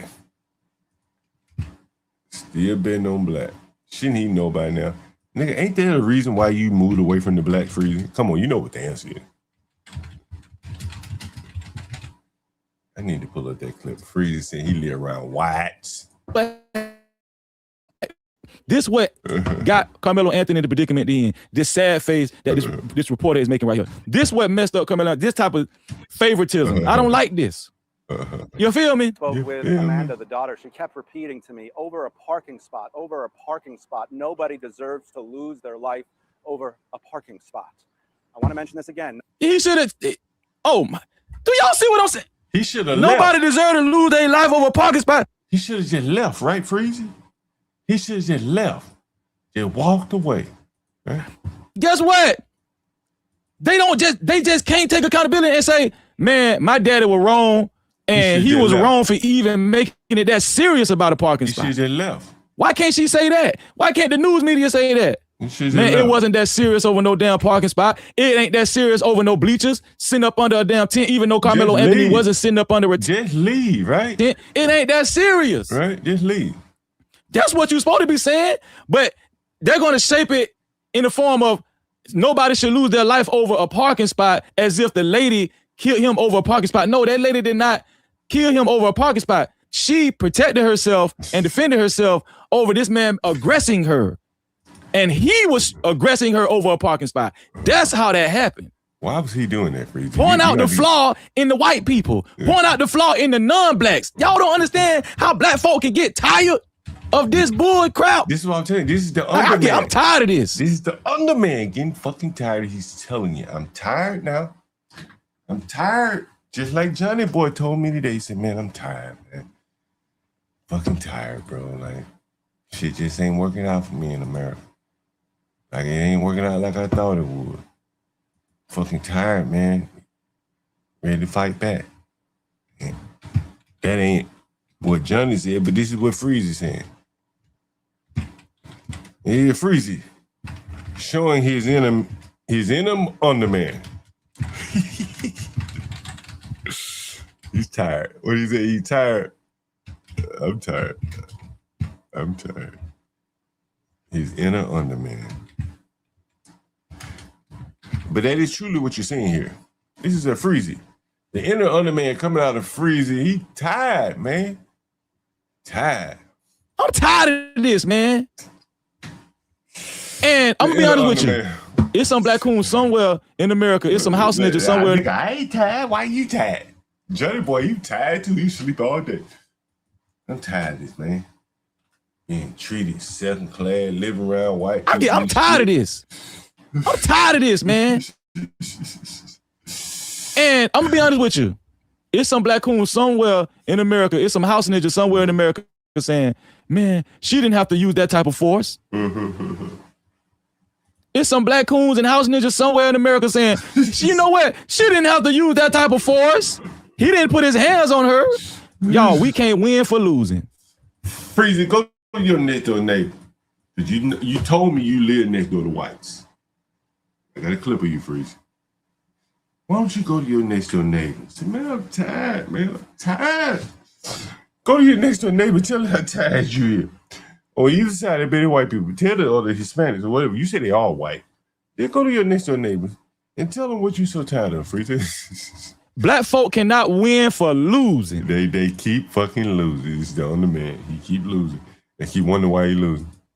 I'm telling you. Now look, I said this dude. Look. Charges at this point. The investigation is ongoing. We're live in North Lauderdale. I'm Rosh Lowe, Local 10 News. Okay, Rosh, thank you. Now, Safety alert tonight. Now, the lady ain't got no charge on her yet. They ain't got no charge on her, but I'm gonna tell y'all what saved this lady. Can anybody freeze it? You just said they ain't got no charges on her yet, which means she ain't saved by the bill yet. Why don't you hold your fire? It's a good chance she's gonna get prosecuted. Freeze, it's a very good chance. Maybe not, but it's a good chance that she will. Write in the chat what actually saved this woman? What? He bet not. Why don't she got? He bet not said she didn't run because I got up on that nigga channel and told him that. Let's see if he says it. I no charges on her because they put a charge on Carmelo. They didn't waste no time charging Carmelo. What? Can somebody put it in the chat? The first person put it in the chat and give the right answer. I'm going to highlight it. Why does this black woman not have any charges on her yet? There you go. What? Shout out to Erica because there's a video clear enough to see everything. Yeah. Because so what is he gonna say if they charge her in a week from now, when the prosecution and the police look at all the evidence and say she gotta get charged? They may call up their witness that pulled off. What was she saying? All the other witnesses that were there, what was she saying? The Tesla car may have picked up some of the audio. We don't know. There's a video clear enough to see. Do y'all see the games they played with Carmelo? So if that's the case, why they ain't playing the game with her? Do y'all understand how significant the video is, even in court? That's why the lady ain't been charged yet, because we can clearly see from this video, because this is the full video that I'm about to show y'all. From this video, we're about to clearly see that this lady was not in the wrong. The dude was. So if he was in the wrong, then what should he have been charged with, Freezy? Walking towards somewhere? I'm trying to help y'all, help us, not y'all, but me too. Well, I done connected the dots. I'm just want to be with y'all because I love y'all. You see patterns. Connect the dots. We got to connect it. We got to put this together. Why Carmelo Anthony caught such a bad rap? It's because they played games with that damn video. I'm telling you right now. They played games with the video.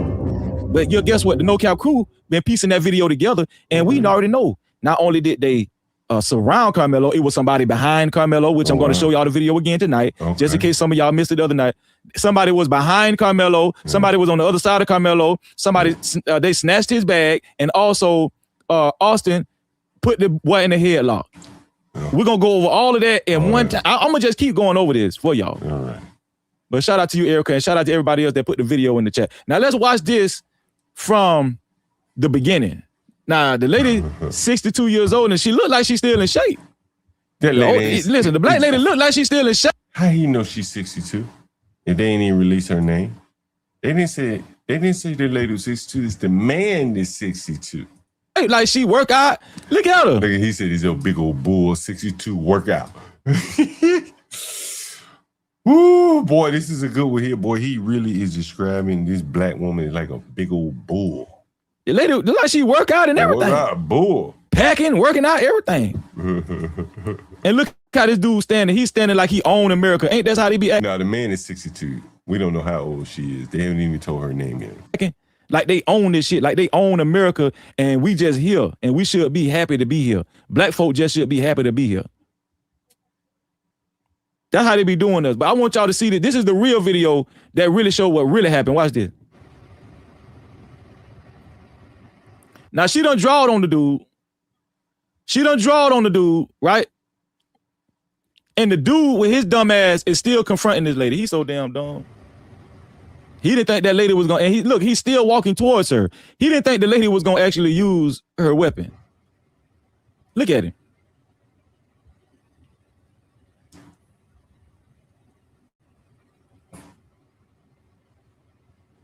And he's still following this lady. The lady ain't unloaded on his ass yet. She ain't pulled no triggers, and he's still following her, even though she's warning him, just like Carmelo Anthony did to Austin Metcalf and the rest of his croonies. Listen, don't touch me. Leave me alone. Don't touch me. It was a warning. But the way they set it up in court, they were saying that by Carmelo Anthony saying that he was provoking Austin Metcalf. Now imagine the news and law enforcement and legal and attorneys create a narrative and say by this woman upping her fire at this dude, she was provoking him. Imagine they use that and say this woman was provoking this guy as he was walking towards her. Y'all, that's what they did to Carmelo. That's exactly what they did to Carmelo. They convinced, well, they didn't have to convince a lot of racist white folk, but they convinced a lot of people that Carmelo was the provocateur just because he said, don't touch me, or else, or whatever he said. No, he was warning Austin Metcalf and the rest of his goons. So, you know, the thing is, here's the other video. Look at this. Look at this. She's getting out of the car, gun drawn.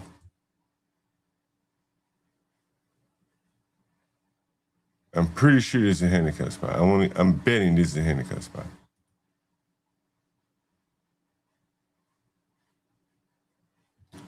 Again, she get out the car, gun drawn. Look, you can see the handicap spot placard in front of this truck, it looks like. Where would the handicap spots be? Would they be behind, in front? You know what else is interesting? Look at this. Look at this. Hold on. Look at this.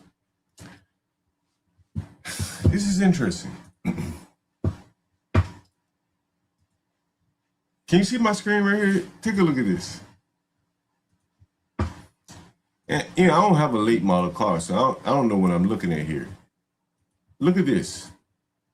Tell me if you see what I see. Do the cars just close like that now? It's like a soft close? Because she didn't slam the door closed. It's like it just closed on its own. Is that what cars do now?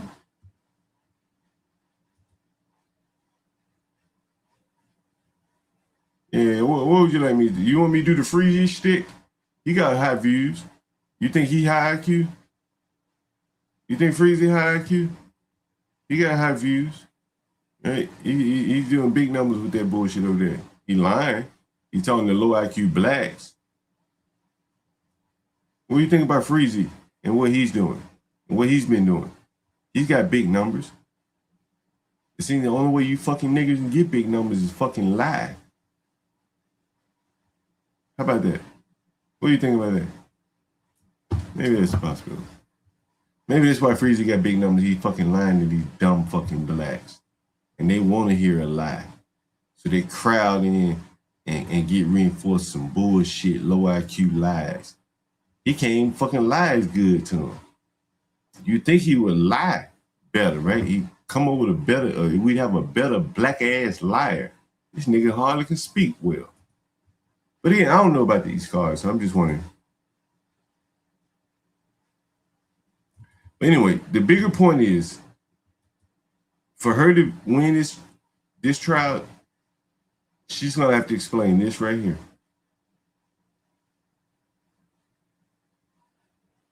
That right there. She got to explain that.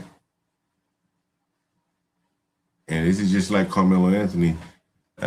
If they decide to charge her, the first question, why did you get out your car with the gun? He didn't have a gun. Would you think he was going to bother you, attack you or something? You'll notice that Freezy would probably not show that part. So, obviously, see, this is why, hey, where's the fucking nigger? Where's the black nigga that was talking about? See, this is why Freezy gets big numbers with the blacks, because blacks are liars, bro. Instinctively, they're fucking liars. And Freezy is up here lying by omission. They would say the same thing about this black woman and say she was the aggressor and she provoked this white guy by saying, oh, she provoked him by pulling a gun on him. No, she was warning him not to get closer. And you know what other thing? Like, I don't know how long Freezy been doing this shit. He been doing this shit for much, much longer than I have. Like, he got much better skills at this than me. So I would expect his numbers to be higher. Hell, he lying to a bunch of low IQ blacks and want to be lied because to. he's posing himself as a threat. Watch this. Here we go.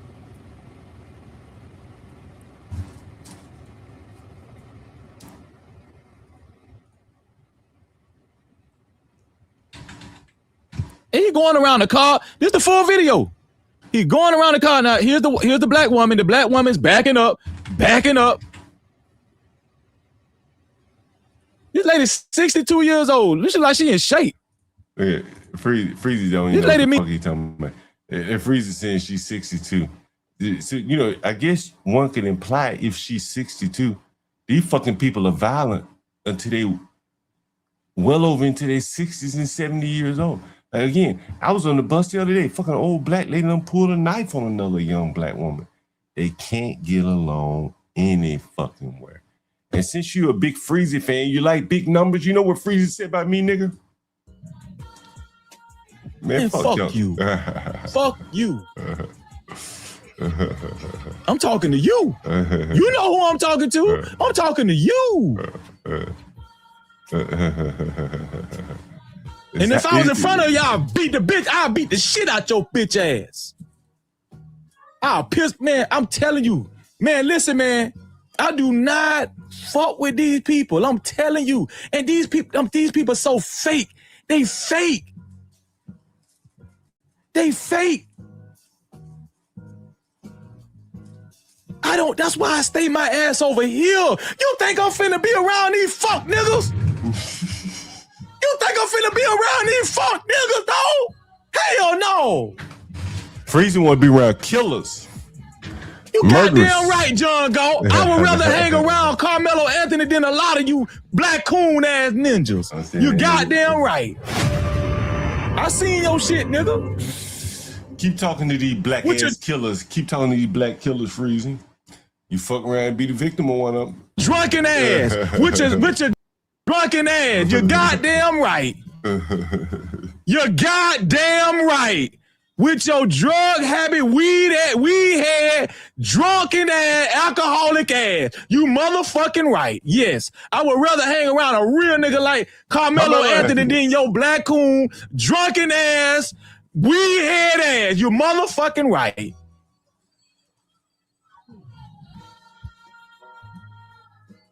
Y'all some bitch ass niggas.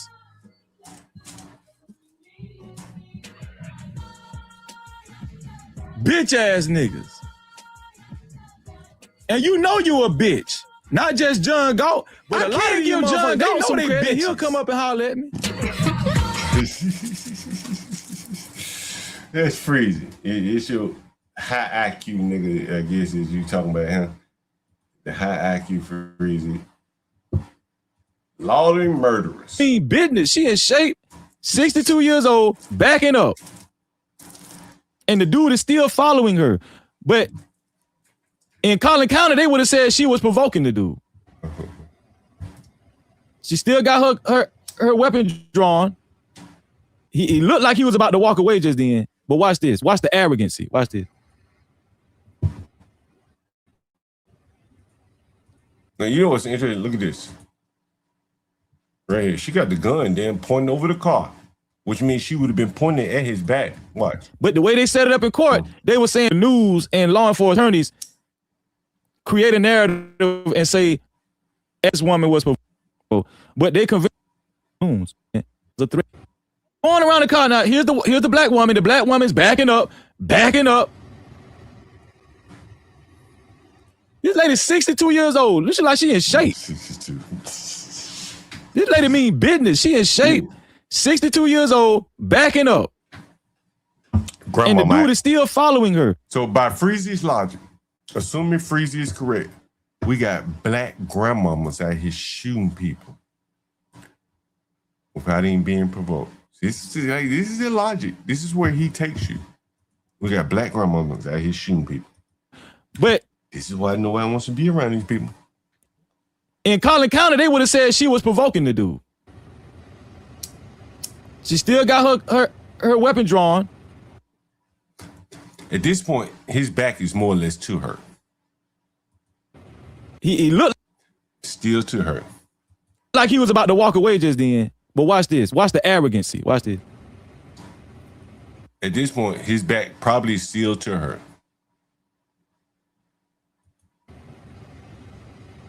Here he comes. See what I'm saying? Why are you doing this? Why are you doing this? This is why he got killed.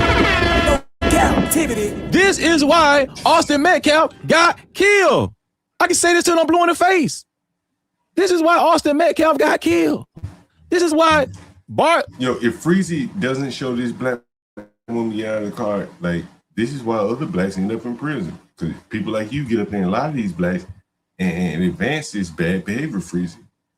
Yeah, I asked him, like, man, I think I did a stream and said, man, you owe your audience an apology. How wrong you were about the jury. Got killed because they're arrogant. Because it's a privilege, right? And listen, we know this guy is Hispanic, but he's a white Hispanic. I'm pretty sure he puts white on his job applications. What Freezy said, that man is Hispanic. See that? See, Freezy is like, he sees the word more or less, I guess you could say, like, blacks, whites, and Hispanic. And he said, this man is Hispanic. This man is clearly not Hispanic. But in Freezy's mind, he's fucking Hispanic. It's just like totally amazing. I don't know.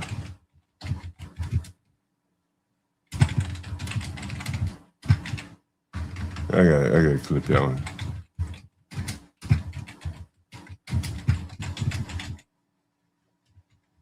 Yeah, I gotta clip that one. Freezy calls Hispanic victim. The Italian victim Hispanic. Okay, so the lady ain't 62, he's 62. Mm-hmm. Hold on. I got that wrong too. Golly. I thought the lady was 62. Mm-hmm. He's 62. That what y'all saying? Well, how old the lady is? They ain't told us, Freezy. Goddamn. How old is the black woman that shot the man in Fort Lauderdale parking lot? Hold on. Let me do Chat GPT. I got that wrong, y'all. I'm just getting stuff wrong all day long. I'm sorry, y'all. How old was the black woman that shot the guy in Fort Lauderdale parking lot? I couldn't find any details about the age of the black woman involved in the Fort Lauderdale parking lot. There you go, Freezy. What we do know is that a 62-year-old veteran was shot There you after go, outside of Freezy. Walmart. Oh, so she was 62. Exactly. Yeah, it sounds like the victim was 62. So what you trying to say? I read that wrong? No. I see what you mean. Yeah, the reports I saw said that the victim was 62, but they didn't actually mention the shooter's age. So I didn't mean to say you read it wrong. Just wanted to clarify. I'm just saying, what you trying to say? You trying to get smart with me or something? Oh, no, not at all. I wasn't trying to be smart or anything. I just wanted to make sure we were on the same page since the info was a bit unclear. If something's still off or if you have more details, I'm here to help sort it out. Okay, I'm just saying, have you seen a picture of the lady? I don't have a picture of the woman, and her identity hasn't been publicly released, so I can't provide any details. Man, that lady looks 62. Yeah, I get what you mean. It's just that a lot of times, even if someone looks a certain age, Freezy says she looks 62. Oh, Lord have mercy. Wait till it come out and she like 40. That bull about 40. That's a young bull. Freezy think this is an old bull. He think this is an old bull. He was hoping she was an old bull to justify self-defense. But this is a young bull, man. This woman probably ain't no more than 40. Ain't no more than 40. Ain't no more. Maybe 45, 50 at best. But this woman ain't nowhere near 62 years old. But here he is. I gotta clip all this.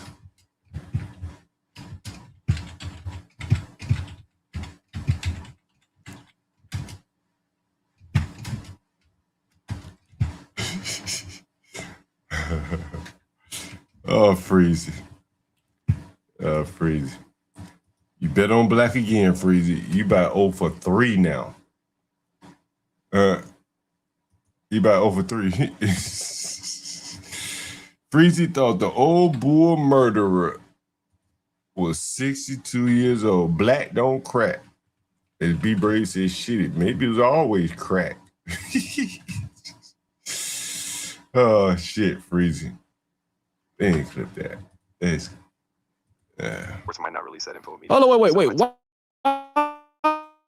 Why did you and your cousins at AI University put a mustache on this lady? I think there might be some Yeah, it sounds like there's a mix-up. I'm not sure what situation you're talking No, I did some artwork and this is embarrassing. Now you're like, why y'all put a mustache on the bull? You should have put horns on this bitch's head. This lady that shot that dude in Fort Lauderdale, and y'all put a mustache on that damn lady. Why y'all did that lady like that? I see what you mean now. The bitch got mustache. Yeah, I'm really glad you flagged that. Maybe was you trying to be funny or something? No, not. Yeah, I completely. Exactly. I didn't mean for. Now you want to act like you're cutting out and shit. Don't worry about it. Oh, I'm not trying. Man, damn you. My bad, y'all. That wasn't my fault. That was AI fault.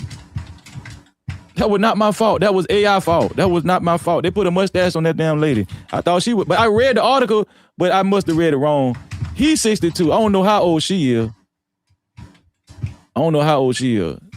But yeah, she still look like she in shape though, don't her? Watch this. Now, what happened to the dude? Why it started over? We'll start it over from the beginning.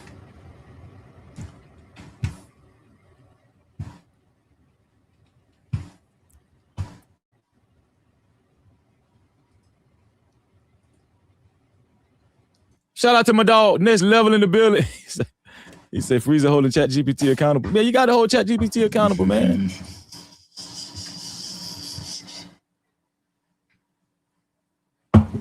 No captivity. Doing our black sisters like that. Okay, so the veteran is 62. See, that's why I be needing y'all. I be needing y'all to correct me respectfully.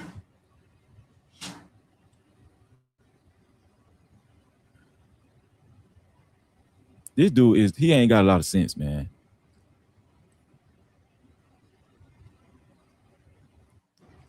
Okay, so that's when he got shot. They didn't show when he got shot here on this video, but this is when he got shot, when he came right here. This is when she let it go. See, this is what I'm saying. Like, roller skater girl, she said she didn't see the lady get out of the car with the gun drawn. And this is what I'm saying. Like, I'm guessing that these half-wit blacks are reading and trying to comprehend self-defense laws. And I think in the law, they would call it like imperfect, right? Listen.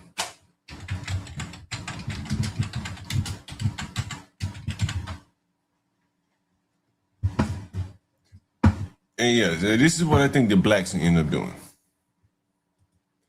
This is imperfect self-defense is a partial legal defense that applies when a defendant commits a homicide, believing that when they were in imminent danger, but that belief or the force used was objectively unreasonable. Does everyone see what I'm saying here? Is this making sense? Right. Like if she got out of her car, none of this makes sense. And her trying to claim self-defense is imperfect at best. At best, it's imperfect. Right. It very well could be like, when did she decide? Let me ask you this question. At what point did she decide to shoot the man? Because again, if she's charged, here's the question. Yeah, it's going to court for sure. Because if she's charged, and she'll have to get on the stand, she'll more than likely have to get on the stand. And so here's the question she's going to have to answer, right? From this point, Walmart parking lot at 7900 West McNabb Road. Take a look. From that point on, she's got to explain to a jury why she got out of the car. Well, she could have just ran the nigger over if she feared him. Why get out the car? Why get out the safety of your car when you could have just run him over? Right?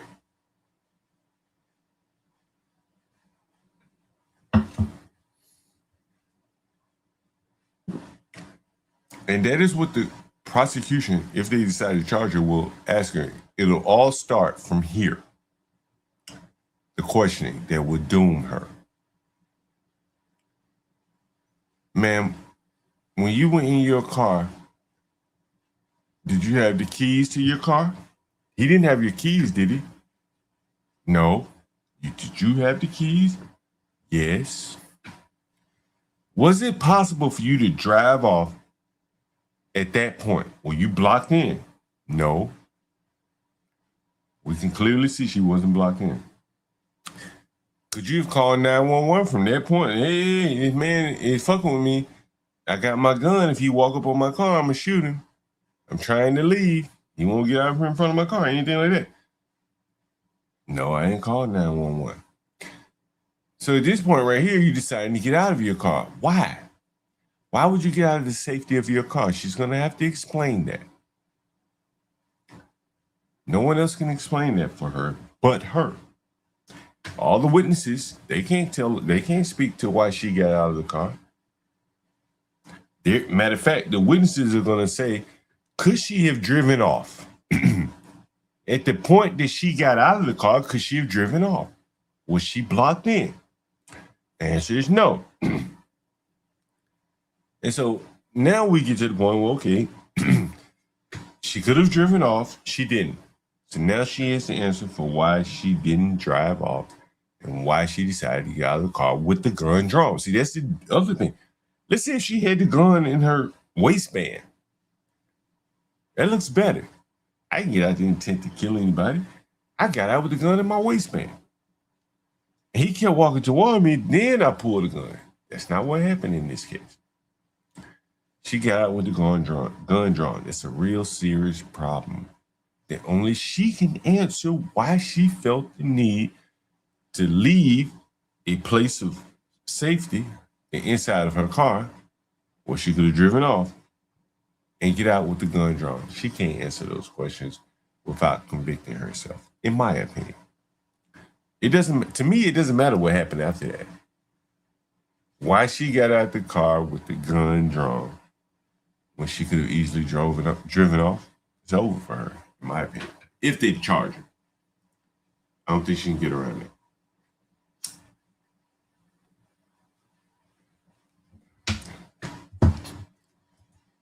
Well, was her perception of threat reasonable?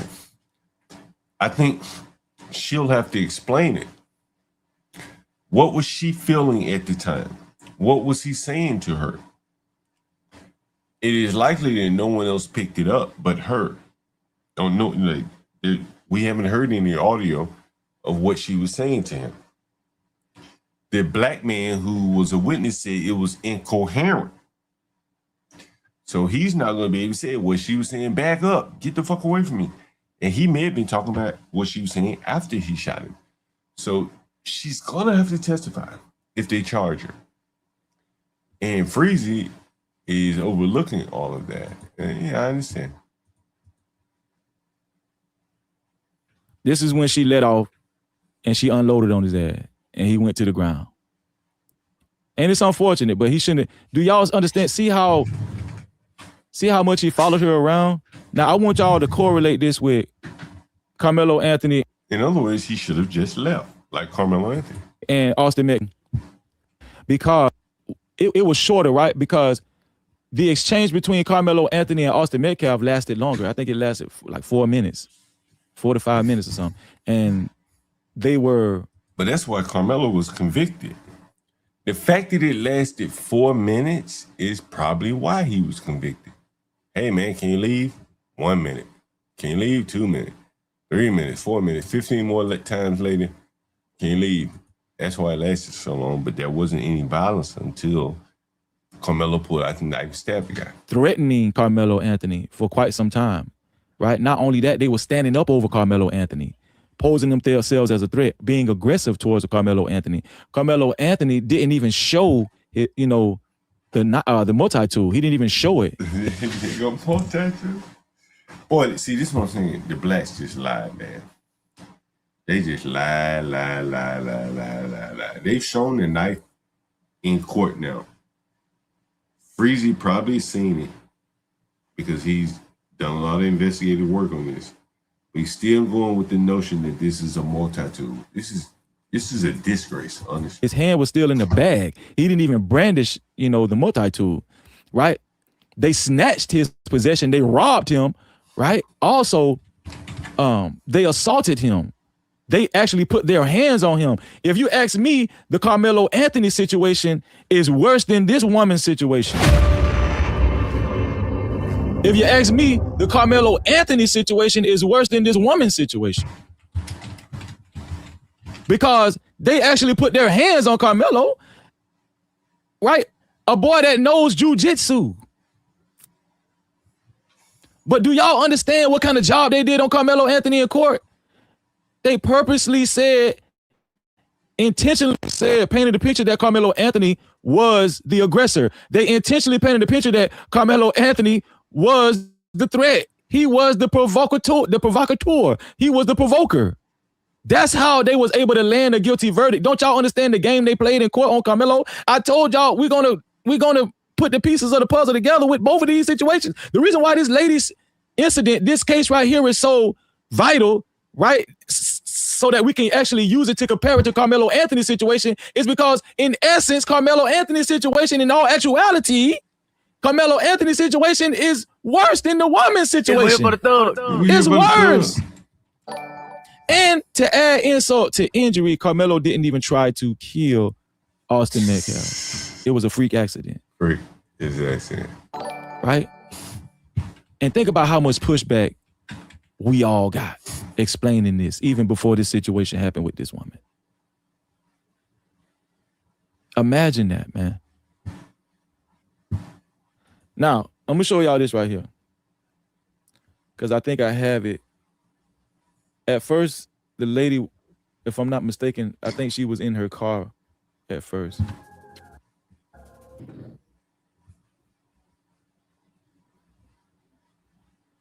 They show her. I'm trying to see if they show her getting up out of her car, because they say, okay, this one right here. Here we go. So they showed the girl getting out of her car. They say she was in her car first, which this is what the video. Now, Freezy should really be trying to explain this to his audience and what's wrong with this. Communicates. First, she was in her car and she got out with her gun. Oof. Now, some people are even trying to make her guilty for leaving her car with her gun. So Freezy is admitting that she left her car with a gun. At this point, he should be chastising the audience. Like, you can't do this. I don't think in my opinion, she's not guilty for leaving her car with her gun. Because for one, at that time, she didn't know if the guy had a weapon and if he was capable of discharging his weapon. So why get out the fucking car then? into the car. So to me, it made perfect sense why she exited her vehicle. See how she exited her vehicle? To me, it made perfect sense why the lady actually exited her vehicle. Because you don't want to be a sitting duck.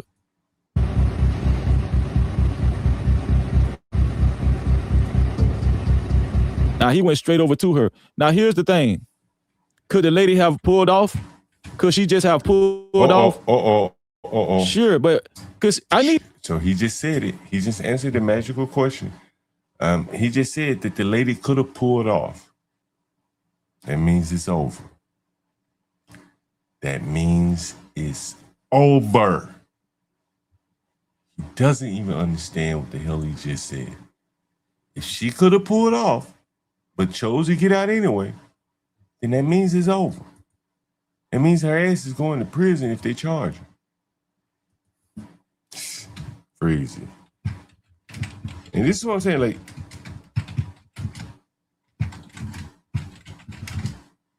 the woman could have left. There you go. And the woman could have left. She could have pulled off. And that's what Freezy just admitted, which basically sinks her case. Need y'all help on this one too. Was she leaving the store or was she just parking? Was she just parking? Y'all put it in the chat. Because that part, I don't really know. I'm still unclear of. Was she just parking and was about to go in the store? Or did she just leave out of the store and get in her car, then got back out of the car with her weapon? Could y'all write that in the chat? It really doesn't matter. It really doesn't matter. Going or coming, it doesn't matter. So I can get this right. Because listen, I need the No Cap crew help. Make sure y'all hit that like button too. Which one, LOL? LOL said, yeah. Which one, LOL? Was she just parking and going in the store? Okay, BATL said she was just parking, so that makes sense. Because I was finna say, if she had walked out of the store and she got in her car, was finna leave, she could have just left. Right, but in Florida, you have no duty to retreat. But if she was just parking, that makes sense why she got out of her car with her damn firearm. Right? So I'm just using this and showing y'all how they railroaded Carmelo Anthony, because Carmelo Anthony's situation was worse.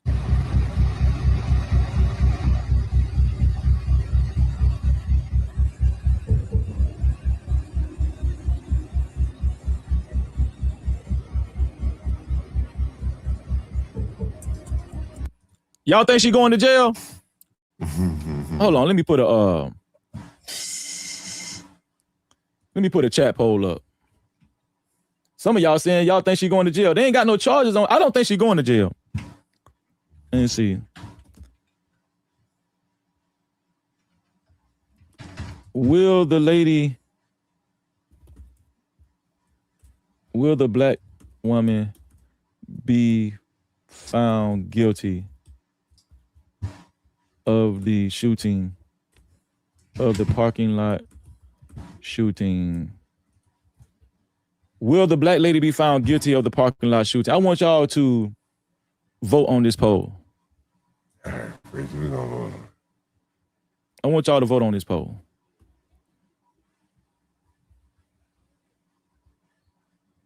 I don't know, y'all. I mean, he keep following the lady. And he's posed himself as a threat right here. Like by this point, he done follow her all over the car, all around the car. I don't think she's going to jail. He's followed her all around the car. He followed her. Listen, if you can't unload in this situation, when can you unload? That's what I want to know. So she was supposed to let him get all the way up on her and make physical contact with her? This self-defense to me. But listen, I respect y'all viewpoint too, but I think this is self-defense because the dude did too much. He did too much. Like he followed her all around the car, came back, you know what I'm saying? He reaching his arms out, he approaching aggressively. I think she's gonna win this. I think it's a reason why they haven't charged her. And they got full video on this. It's a video. This is the video, and it's showing this.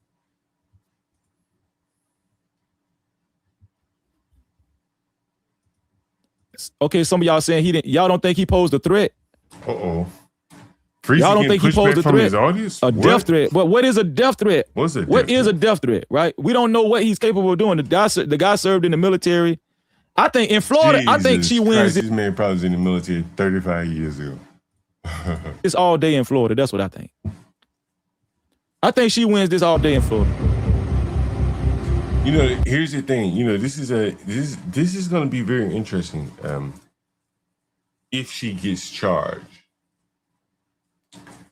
because Freezy lives in Florida, will he vilify Florida the way he vilified Texas? Will he vilify North Lauderdale the way he vilified Collins County?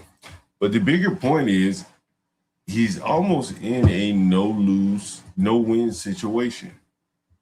Well, he wins if the lady gets charged. If they don't charge her, what is he going to talk about? Carmelo's done. But if they charge her, he gets a lot to talk about. But on the wider scale, though, and Freezy's not rich, he said he lives in a mixed community. This will spread to his community, where people over minor conflicts will, if this is all you got to do, this ain't much, right? Like, she could have shot him quite a few times if this is deemed self-defense. I mean, you're creating mayhem. You're creating hell on earth. And this is what he was trying to accomplish with Carmelo Anthony. He may very well get his wish here. Anyway, a dystopian way of looking at the world from the Freezes of the world. And it is not very different from the way that Janelle sees the world. I think they're measuring themselves against white people, don't see themselves as measuring up, and this is their way of striking back by supporting degenerate type behavior that further separates them from white people, because who the hell wants to deal with people like this? Most people, regardless of if she had the right to do this or not, would probably err on the side of avoiding these type of situations. So even if they had pulled into the parking spot, they're not going to get out of their car going drawn and say, well, I was about to park. The hell with finding another parking spot, anything like that. So that is kind of what Freezy is prescribing. And I think most people rather go through their lives without conflict. And we've looked at enough YouTube channels to know that blacks enjoy quite a bit of conflict. So I think this is the outcome of that. Very interesting. Anyway, I'll put the link in the channel. I'm going to smoke another joint, and then I'm going to get up, because I got to check on Janelle in the morning. Hopefully he'll be doing better tomorrow. I told him, look, man, I need you to get up, follow your routine, sweep, mop, clean up, and then just find you something to do around the house. It could be sweet, it could be cutting grass, whatever, but just find you something to do. Don't make me have to lord over you 24 hours a day. So hopefully it all works out. Hopefully it all works out.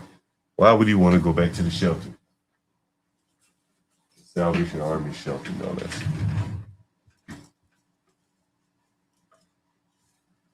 So we'll see how it works. Yeah, you know, honestly, I am rooting for him selfishly, because I do need like a little helper around here. So it would be great if he were able to accomplish that. It would be a good thing for him too.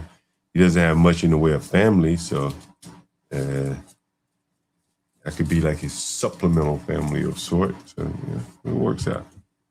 If he wants it, I think he'll benefit for being around. Speaking of that, Artifact said he was going to join the channel. He said, man, I'll take that part-time job.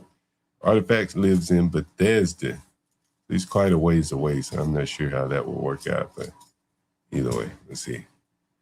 We'll see. So you can pick up trash, cut the grass. That's all he needs to do right there. That's all he has to do. If he did that, roller skater girl, I would be too excited. I'd be up here talking about him every day on the channel. If he can just sweep and pick up trash, I'd be talking about him every day. He said, who doesn't make him be responsible? Yeah, he needs his he needs his government support too. Yeah, he needs probably health care. Yo, speaking of healthcare and shit, you remember the guy I told you that wears the mask? Does anyone remember him? And he said my teeth are bad. You can find video on the channel.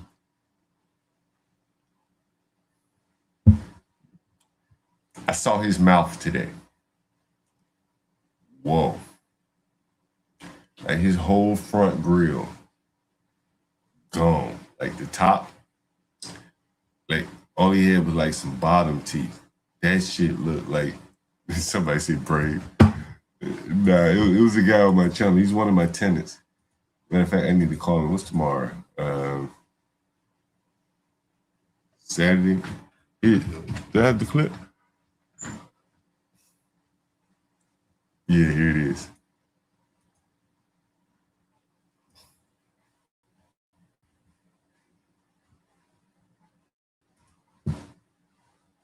Didn't wear a mask. I would talk to my head. No, that makes sense. That makes I'm gonna sense. have to continuously fucking have to, talk like I used to before I didn't wear a mask. I would talk to my head. The fucking teeth are important. You know what I mean? Teeth are important. No, my mother. Yeah, I was going through something, so should be shit. Life is life, you feel me? Yeah. You can't eat without the motherfucker. Nah, man, I'm telling you. But see, luckily this good ass motherfucking insurance plan. How you get on with like business? Yeah. And so, I asked that guy. I said, man, did the bad teeth? You might be right, man. What do you think of run my ass over? I asked him. I said, man, did the bad teeth hamper you with the women in the ghetto and shit? He like, nah. He said the only time it really bothered me was when I didn't know that saying. He said the only time it really bothered me was when I wanted to start working and I had to deal with like customers and I was embarrassed. He said, but it never hampered him dating. I'm telling you, this guy has no teeth in the front. Amazing. Truly amazing. Truly amazing. I got like a half a joint. I'm gonna read the chat. Get ready to get out of here. 36 people in the chat. For what it's worth, make sure you like, share, or whatever, subscribe if you have not. I usually don't do all that. I really wanted to find this fucking Freezy clip. What was the Freezy clip?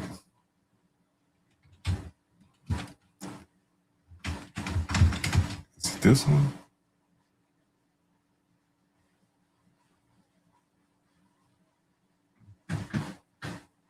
Is this it?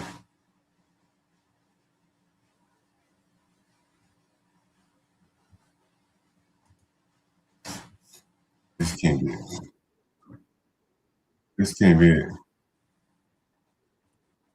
Uh-oh. This may be it. Oh, shit. Republican County, very white county. And here is the discussion I was having with Freezy and one of his panelists. This lady is on the phone, so you can't see her, but here's her response. I'm going to say this, Freezy, too. So right now, I live in Florida. Mm-hmm. At first, I lived in Miami-Dade, downtown by the arena, and it was crazy. So I moved. I'm in Broward now. I'm 2 blocks away from the Miami-Broward border, right? Mm-hmm. My insurance is cheaper. My electric bill is cheaper. And I'm on the beach. I'm looking at the ocean right now. So you can't tell me that. And what's the difference between where I'm at and in Miami-Dade? I'm going to make it become also clear for her, and I'm going to make her answer the question and see if she can complete the circle. Take a listen. Schools are better in Broward. Are any black people? Do you live in a predominantly black area? What would you say the demographics over there? Guess what? Most people that live, there's only a total of maybe 6 black people in my entire building. And how many it's people mostly live Russian. How many people live in your building? It's thousands. And only 6 live there. Wow. You must pay a lot in rent to live there. And therein right there is the big lie exposed with some raw honesty. Once again, I am John Goff. Reason why I go hard in the paint because I don't ever want to live in the hood again. I don't ever want to live around you ignorant savages. And you know who you are. I don't ever want to be around you. I don't care about your plight. I don't care about your struggle. I don't care about none of that shit because I understand one thing about you. See, I'm old enough and wise enough to know that trying to get through to niggas like that intellectually is a waste of your time because you... I am Jungle. It's super dark skin. This nigga has a motherfucker, by the way. Let me go fast. I am the nigga Jungle. This high ass nigga. They don't dance no more. It's all about the lean. Back in the day, crack was jumping on the scene. Now they slumped on the sidewalk. Can't talk. Golden era faded, but we still feel the rock. They used to be kings, now they lost in the scheme. Popping them bottles, throwing money, and living dreams. Now they zoned out and mumbling, fumbling. No rhythm in the city, the whole shit crumbling. They used to rock the house, they was riding through the streets. Remember there was dancing, sliding to the beat. Now it's poison in their veins, ain't no pulse on the street. Guess it's over now, they accepted defeat. Back in the day, the rock had them wild and free. Different story now, they got no energy. The new drugs got them slow with the hit unload. Eyes closed and they don't dance no more. Block used to be jumping, type shit they was on. Now it's lights out, guess the thrill is gone. I am the nigga Jungle. I bring it to rough, rugged, and raw, nigga. They don't dance no more, it's all about the codeine. Back in the day, they was rocking on the scene. Even dancing in the rain, now they not alone. Shit just don't hit the same. I am that nigga Jungle.